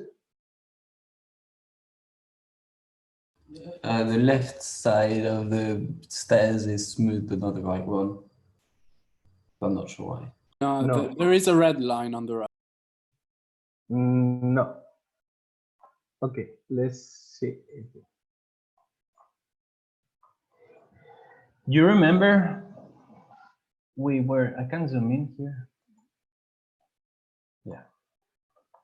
You remember that we were leaving a little bit of material offset?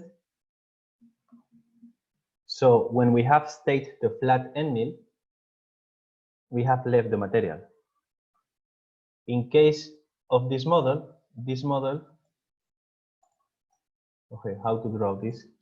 Sorry, I'm going to take a little bit of time. This model has something like this, no? A square edge to the shape. Oh my God, shut up. No. So it's like if I was bouncing the on the shape. So in the moment we have make the rough cut, the program has automatically made an offset. I'm going to try to draw the offset, okay? So the offset was all around. Really exaggerated, okay? I'm getting out of battery.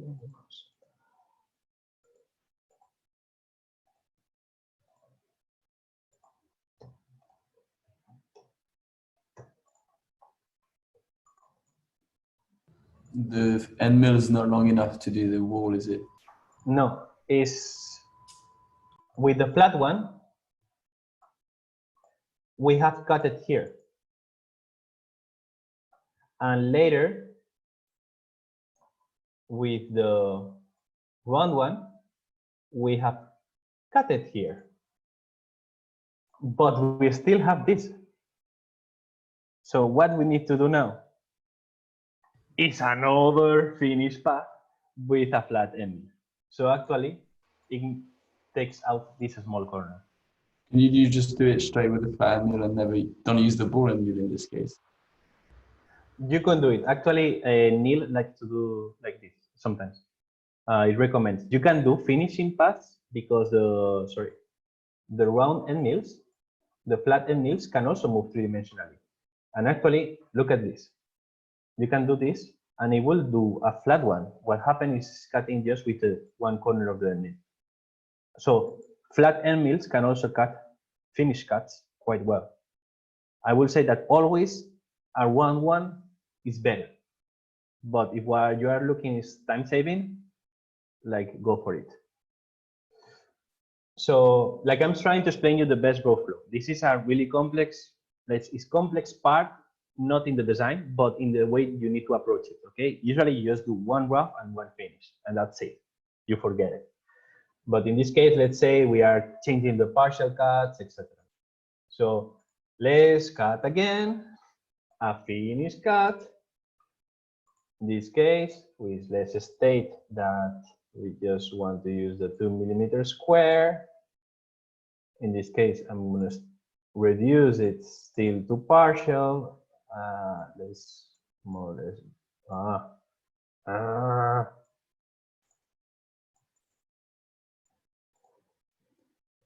Actually, I just want to focus on my part, so I don't care about the rest. Okay, next. Yeah.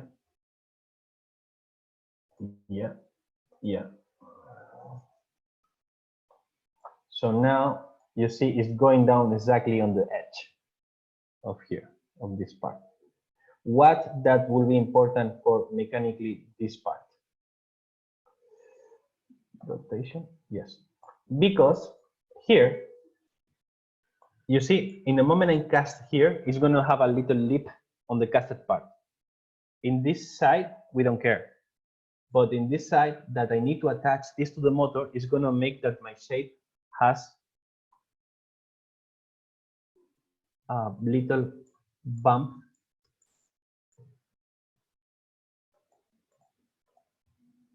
like this because of the round edge. And as I want to attach this to, for example, the wall, I'm not going to be able to sit it flat. So actually, here, I don't care. It's going to be only aesthetics. But in this side, it's important. So actually, you could only do the last finishing for this side. But let's say we want to have nice looking fish, so let's cut it everywhere. So you will see that now the edges are disappearing. You see? And we have the part completely done. And unluckily, this I think is going to take a lot of time. Let's say if you want to calculate this, cutting, can we calculate the time here? I think it's in the machine only. Okay, so in this case, we have a lot of different end mill changes. So you will want to change each one individually. No? Or a good option is this finishing. Can I change the name? Cutting, duplicated, calculate. I cannot change the name now. Cutting parameters. Really? So silly. So actually you can change the order of cut because this one and this one uses the same ending. So I no need to change 4 times the ending. So I can do one rough with a 6mm. I change to a rough with a 2mm. I'm going to do a finish with the 2mm and I do a final end with a, I think it was 2mm round or 4mm round, to remember. You understand? It doesn't matter which one goes first with the finishing because both one will keep the work of the other one. So in this case, you will need to save, cut, output the file, and you want to save each one individually, okay? By default, it will do it all individually if you don't have the same ending. Well, once you have that, basically everything is done. Question? I have one question. Does it do like one flat layer and then goes down and then another flat layer and then goes down and another flat layer, or can it do like zzz and like do multiple layers? If it makes any sense. What? Like, does it cut an entire flat layer and then goes down and cut an entire Yes. flat layer? Rough cut Like does cuts a whole flat layer. Mm-hmm. And the that's the main finishing as difference. well. And the finishing just goes three-dimensional. It's moving at the same time. Yeah, so that's what I was going to ask. For example, imagine there's a point here and the point here. Does it go like this or does it go like this? No. It's mixed. It actually It's straight. Yeah. No. It follows the surface. Let's say. Okay. It's exactly following the surface, but always thinking about the end diameter. Okay. On the ML geometry. In which case, why do you need to step over when you do these things? Doesn't matter. Yes, you need to step over. Because if it's going up, then it's just going up like straight line, man. I don't understand what you mean. Sorry. So the step over is this. Before that's for for flat surface, I guess. Okay. No, nothing. But this is the same for tilted ones.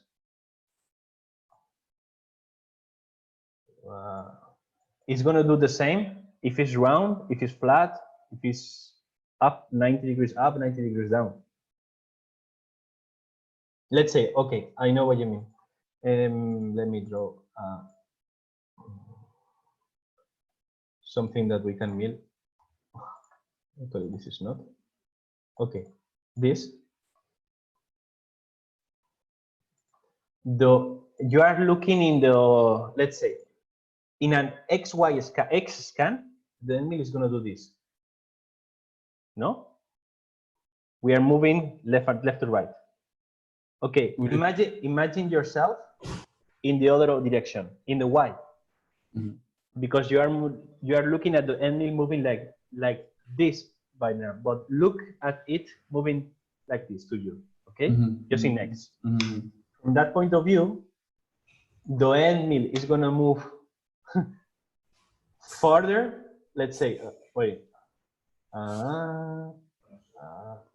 further, Mm-hmm. going out, going in, going out, going in, no? But you need to move to cut this part. So actually, that's the step over. Okay. In one direction. Yeah. Okay. And what happened is, okay, if you only have, let's say, X scans, you will have the bumps like this. But if you have XY scans, your bump is not going to be anymore aligned. It's going to be cutted by the other direction, and you're going to have like small peaks. And by so, you are reducing how aesthetically they look.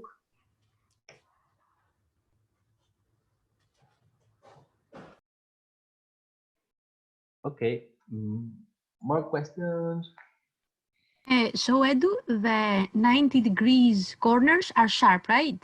They're not with fillets. They No, can be. they can make them flat if you use a flat for the finishing one. Okay. You don't need to make them curved or fillets, etc. You can make them sharp.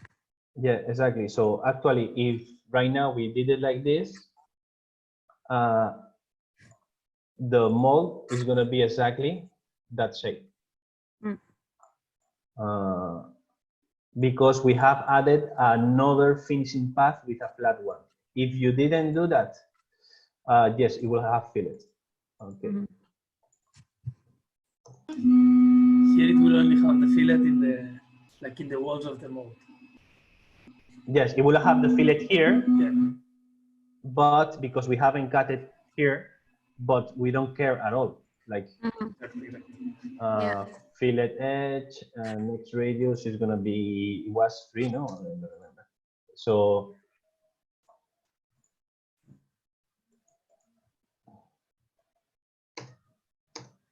yes, it's gonna be like this, but we don't care. Yeah, and the vertical ones too, no? No, this one, no. Ah, yeah, the vertical ones too, yeah. Yes, it's broken, but something like this. So, and we are not gonna mill this cam, but let's state that we want to cut one sphere, okay? We want to cut a sphere. So in that case, I'm gonna draw without measures, okay? Because we are running out of time. Layer 1, okay. So I want to draw 40, no, 60 by 60 by 30, yes.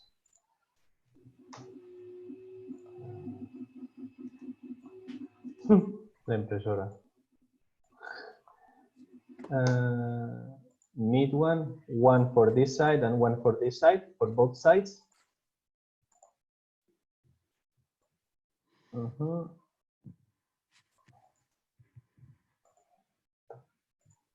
I'm gonna lock this one, and I'm gonna also lock this one.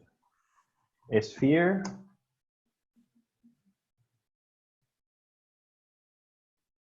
Okay. And I don't want to reach, let's say, more or less, I want to give enough space for the silicon here.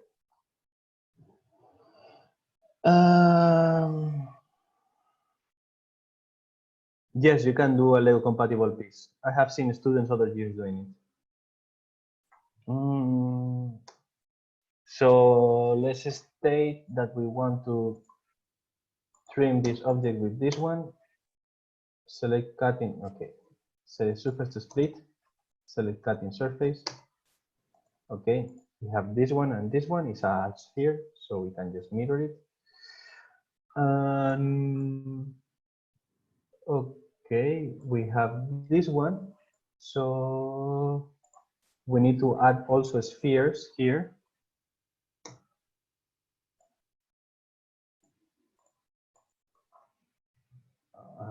Hide.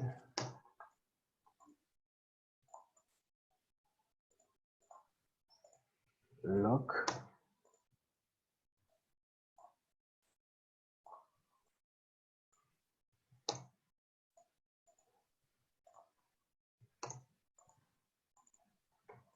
Okay, I want to put a vent hole. So basically it's a circle. I know by experience that the ones that are like around 15 work well. 90 degrees, extrude, curve.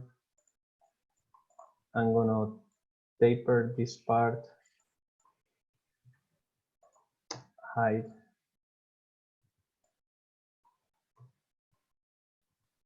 More or less it's gonna be like this. Show.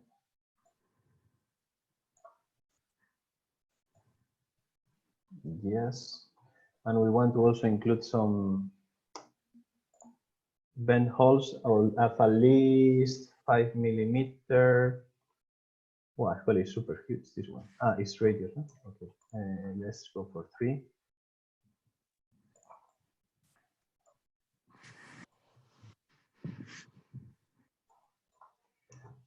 Sorry for not explaining too much, but I'm trying to go a little bit faster.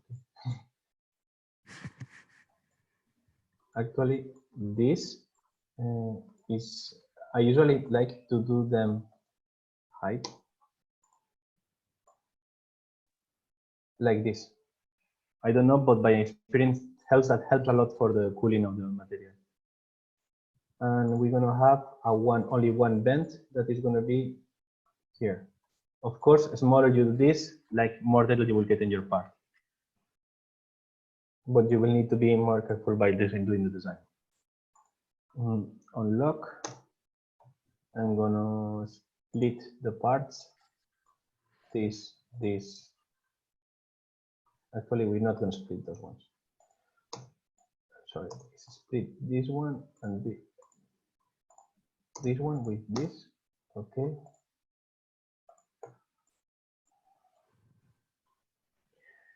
And we're gonna, once we have this, what we're gonna do is subtract. Yes, subtract. I'm designing directly the silicon one.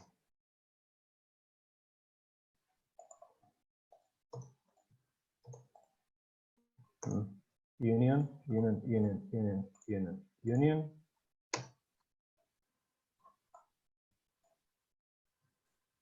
Okay, so we have this one, no? And we have the middle, the piece of wax. So I can just mirror. And if we have this, we can just subtract it. Circle, the circles will bump into each other there for the alignment of the molds. Sorry? When your spheres on the sides to align the molds bump into each other. The four little spheres on the corners. Yes. When they bump into each other when you try and put them together. You need the negative on the one mold. Yes, you are right. Sorry, I did it wrong. I thought I was doing the negatives. I want to put the marble. I did the opposite. I wanted to do both in. Yeah, you're right completely. Okay, so what I wanted to do is exactly the opposite. Or we can just mirror and do it without marbles. Let's do it. Is mirror plane? Yes. So actually, one side is going to be subtract this one to this one. Come on. Wait, subtract from, yeah, this one. Subtract from this one. And in this case, I want to subtract this one. Yes, and I want to union these ones. Okay. And yeah, there we have the molds. So that will be a two-side mold. Ideally, this is something that they didn't do very well, but ideally, the vent hole is in the top part, and this one is slightly on the under part. Okay.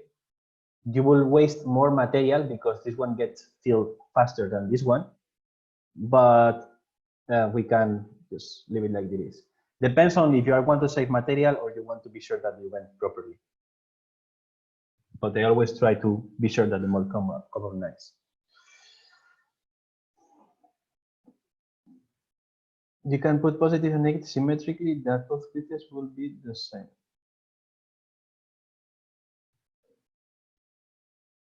Nice one, yes. As in like in diagonal, like, I don't know what. I think he means fill one side, like sphere, and then like negative sphere, and then when you mirror it. For example, this design could not be a good way to save material and time, especially time. Is this sphere is symmetric by itself, no? So actually, you just cut this side, but for that, this pouring hole needs to be symmetrically also in this axis, in the y-axis, no? So if this was a perfect cylinder, let's say, or a cone, not tilted cone, you could just cast silicon twice in this one and just put marbles. But in the moment I did this, you could not do it because the molds will not align perfect. So let's see that. I'm gonna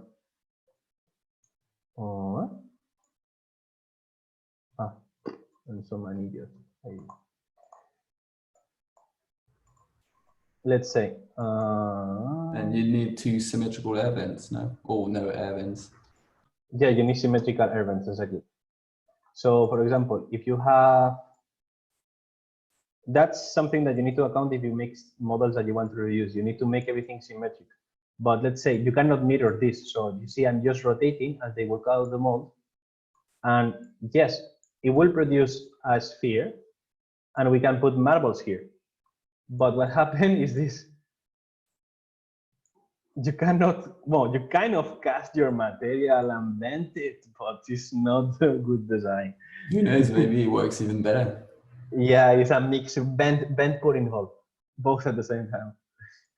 But yeah, the ideal is if you make it completely symmetrical, you can just cut one and it will be made perfectly. Okay. The class is over. Yoo, finally lunch. Gracias, Edu. Let me take out the full screen. Stop sharing. Yeah. Okay. Oh, hope you like it. Tomorrow we will prepare like the potty class. We will call potty, like the mixer things. Any Edu, the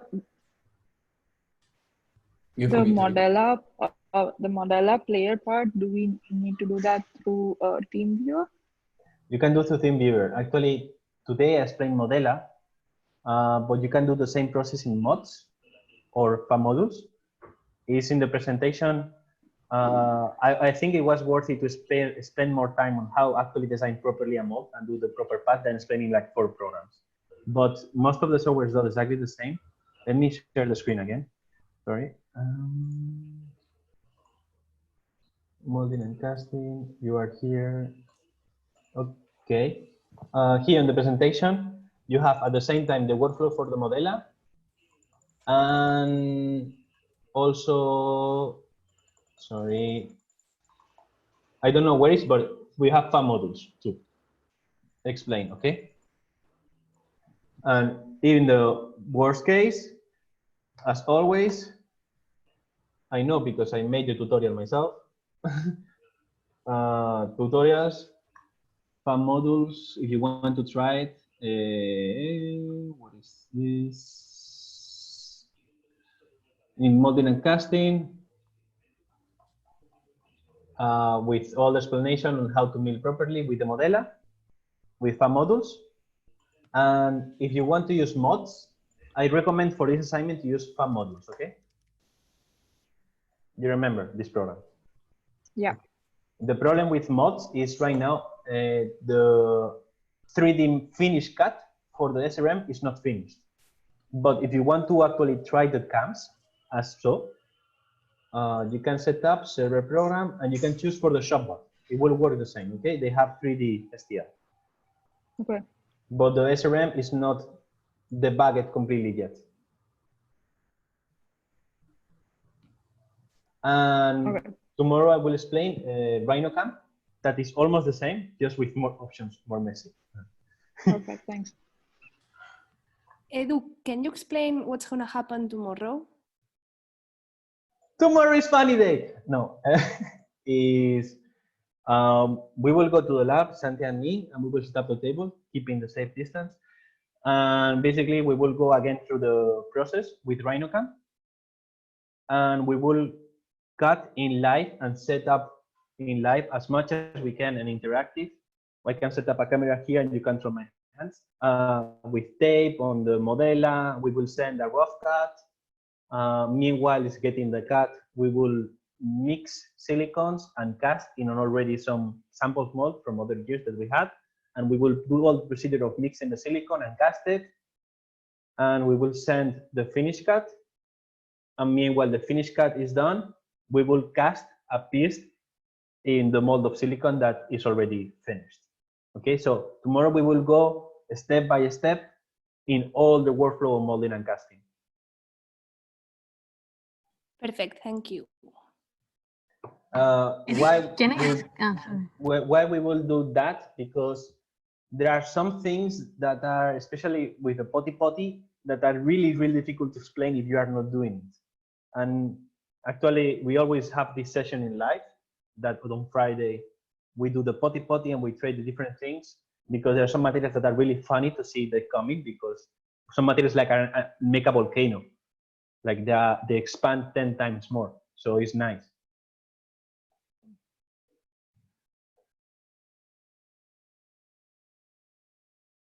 More questions? I do about the mini fab machine. Are you gonna ship it to like outside of Spain as well? Mitali, in the moment we have the parts, and we will try to assemble. But first, in the machine, you need to understand that it's completely have design, and we have done everything on the computer. And the real life and the computer usually has slightly differences. So probably we'll need to debug a little bit. Okay. If we can, we will for sure send one, or send the ones that the students need.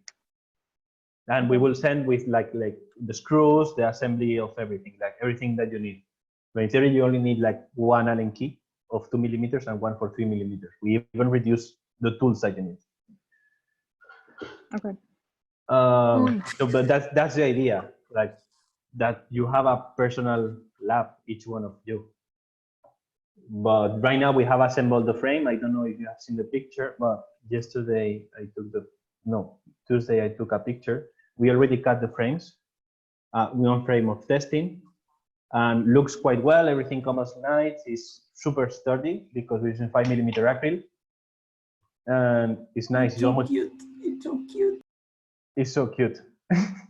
You can't believe how small it is. I was like really surprised. Like one thing is designing it and knowing the sizes, but another thing is like it's so cute.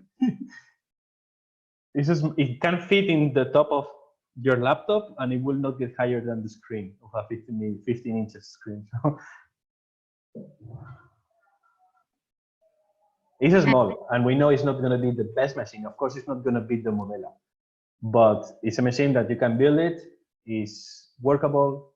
We know that the motors are powerful to cut wax, like maybe not machinable wax, but a piece of like soap that you have at home, so you can carve things.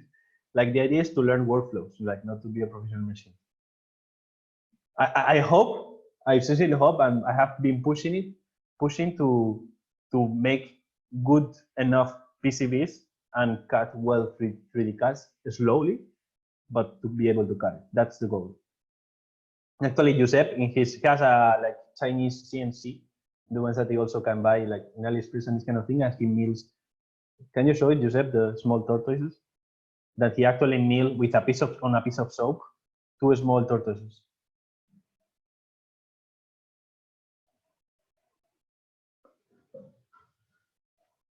Okay, if you have no more questions, I'm super. Edu, I wanted to ask about press molds. Press molds. Which kind of press mold? For example, is it possible to make a machine that you apply pressure on the mold? Yes, and let me show you. I have an example of which screen I'm sharing, guys. I don't see The Rhino. No. Illustrator. It was Illustrator, yeah. The model. Black screen now. Yeah. Okay. This is something that I have done. I usually don't need a machine for making a press mold. Where is? I think it's in drones. 3D carbon mold from. Let me look for it. I need a second, okay?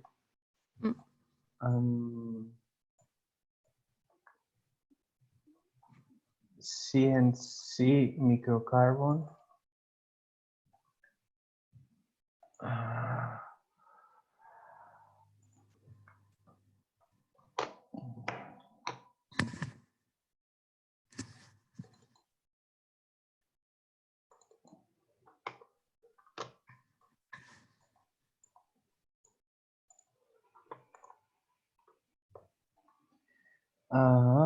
Maybe it's in CNC.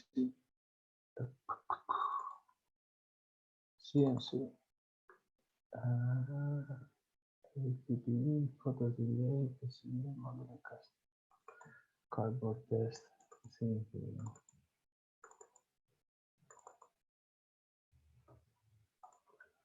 There is ways to do it, and you don't need a machine. You just need to be really methodical.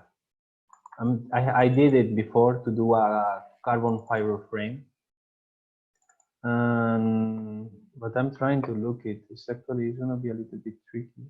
I'm sorry, I did long time ago.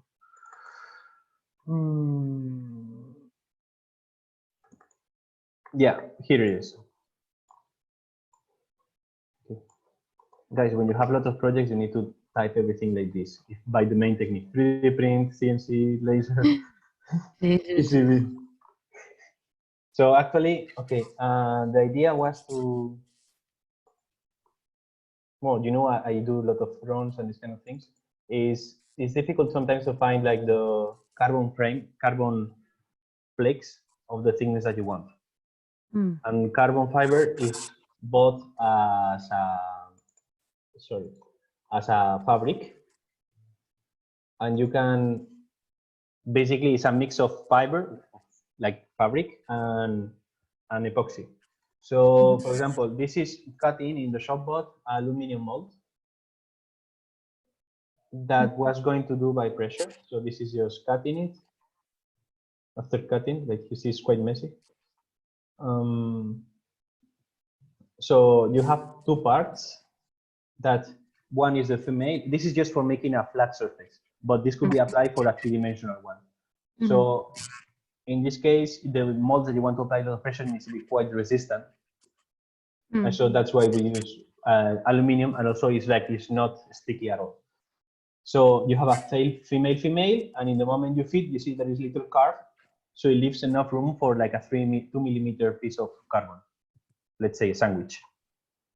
So in this case, you put your material. In this case, it was fiber with epoxy, and what you do is with the screws, you use the screws for like slowly torque them and close the mold.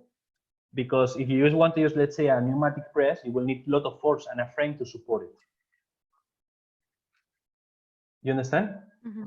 Yes. So it's, for example, like let's say a forklift, like the ones for the car, can lift easily more or less 1.5 tons.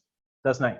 But the problem is you need something that holds your mold between and restrains from getting out from the cliff of 1.5 tons. Something that's not that easy to make it or to hold it.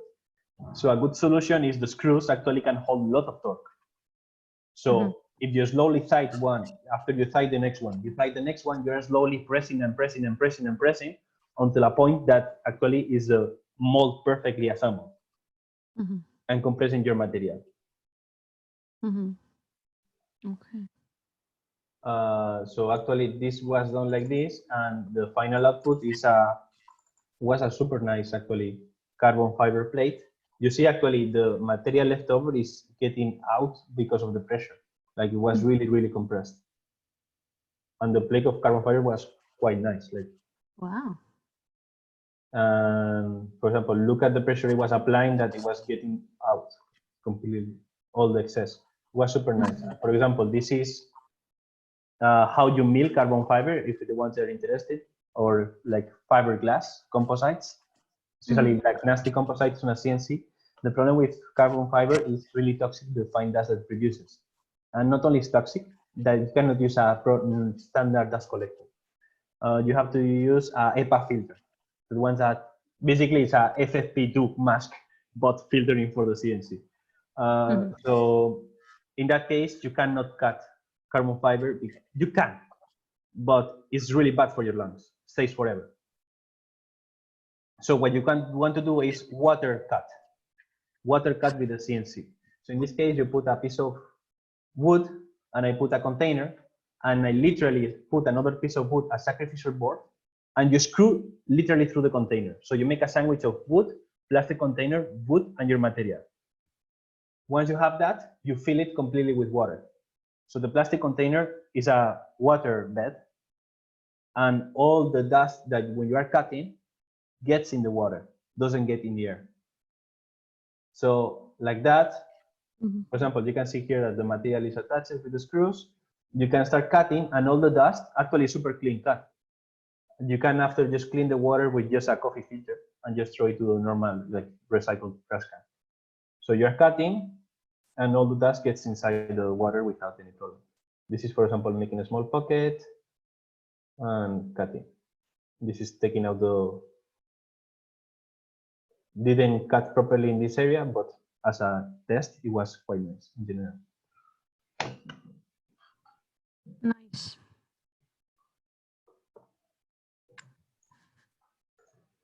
So yeah, the problem I would say with using the forklift is you need to hold it somehow to a contacting surface. I like the screws because it's something that is really easy to make and can provide enough like pressure for a mold. Mm. What are you asking this? I was thinking more about mechanic pressure. So if you have somehow a mold and you want to pressure the material inside, but let's say with something that applies pressure mechanically on top, something like that. Yeah, but basically you need a piston that applies pressure. And mechanically, that's quite complicated and you need the really powerful motor. So unless you want to use really, really high pressure, actually 8 bar is a lot of pressure, you can use a pneumatic piston to inject your material. I think, Zoe, are you talking about like compression molding for bricks or Could be, yeah. elements? Yeah, exactly. For example, yeah, you have the precious plastic as Laura just posted in the chat. It's a nice example.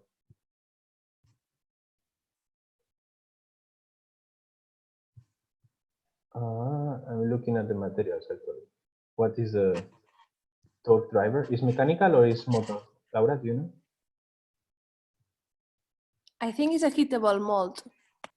Yeah, but also, but the pressure is mechanically applied, no? I'm not Seems sure. like. I think there's also like a hydraulic. It's hydraulic, press, yeah. It's hydraulic. Yeah, it's hydraulic. But you see, like the frame is, well, basically it's like steel profile shoulder build. So if you want to make something like this, you need to kind of make a kind of sturdy frame. Mm-hmm. But yeah, that's a good example actually. It's nice. Thank you, Laura.